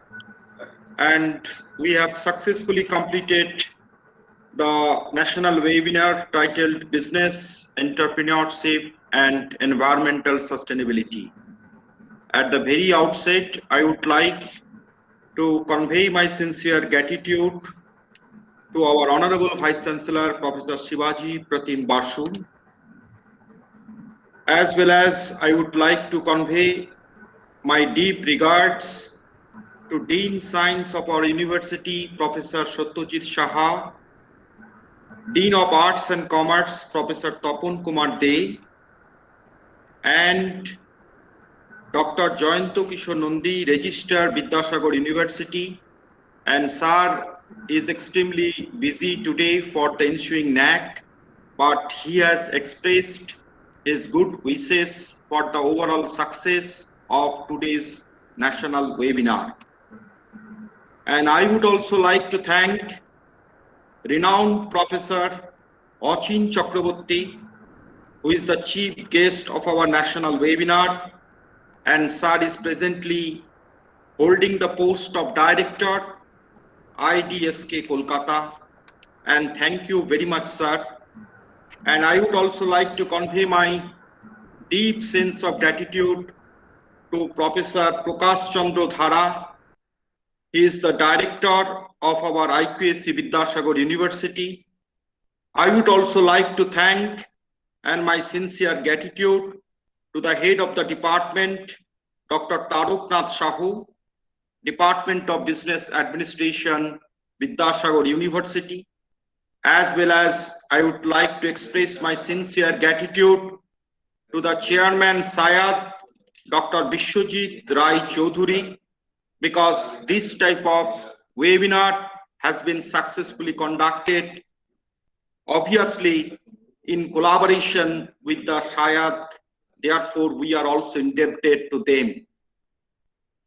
I would also like to thank our nodal officer of our NSQF certificate courses, as well as he is holding the post of special officer in our Vidyasagar University. And my sincere thanks goes to all the experts who have given their deliberation in a very befitting way and show that our entire students' fraternity as well as the academic fraternity have been immensely benefited. I would like to convey my sincere gratitudes to Professor Dr. A.K. De. He is the advisor and the former executive secretary, ISCA DST, Government of India. I would also like to convey my deep sense of regards to Professor Mahala Chatterjee. She is the professor in the Center for Urban Economic Studies, University of Calcutta.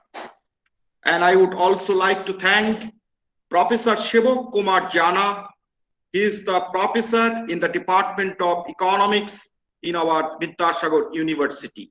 Thank you very much, sir, for your outstanding deliberation to this national webinar.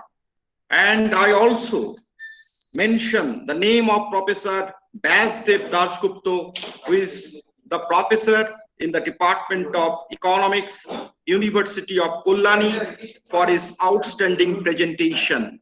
And I hope from this today's national webinar, all the stakeholders will be highly benefited.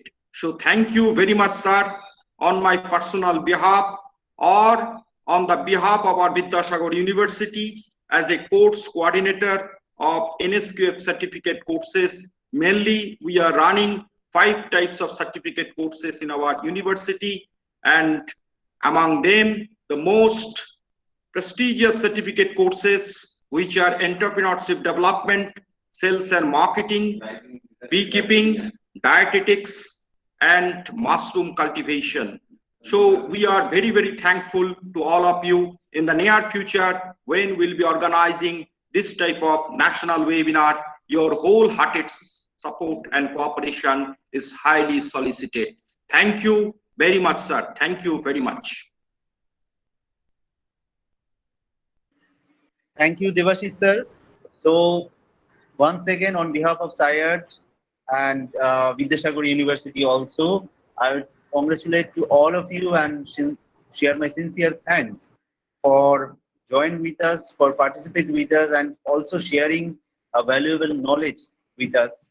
And hope all the participants will definitely get some extra momentum through these versatile lectures, through this versatile event. And particularly, none other than I will also share my sincere thanks to Vidyasagar University also, and for their outstanding efforts to collaborate with us to conduct this event and to make this grand success. So thank you. We have already shared the attendance sheet. The participants already have filled up it, and those who did not fill up still now, they can also fill up it, and we will provide the certificate link to your given mail ID into the attendance sheet, which we have provided by today or tomorrow. And after filling the form, feedback form, you will automatically get the certificate in your mail ID. So thank you once again. Thank you, Debashish sir. Thank you, Shoradip sir. Okay, welcome. Most welcome.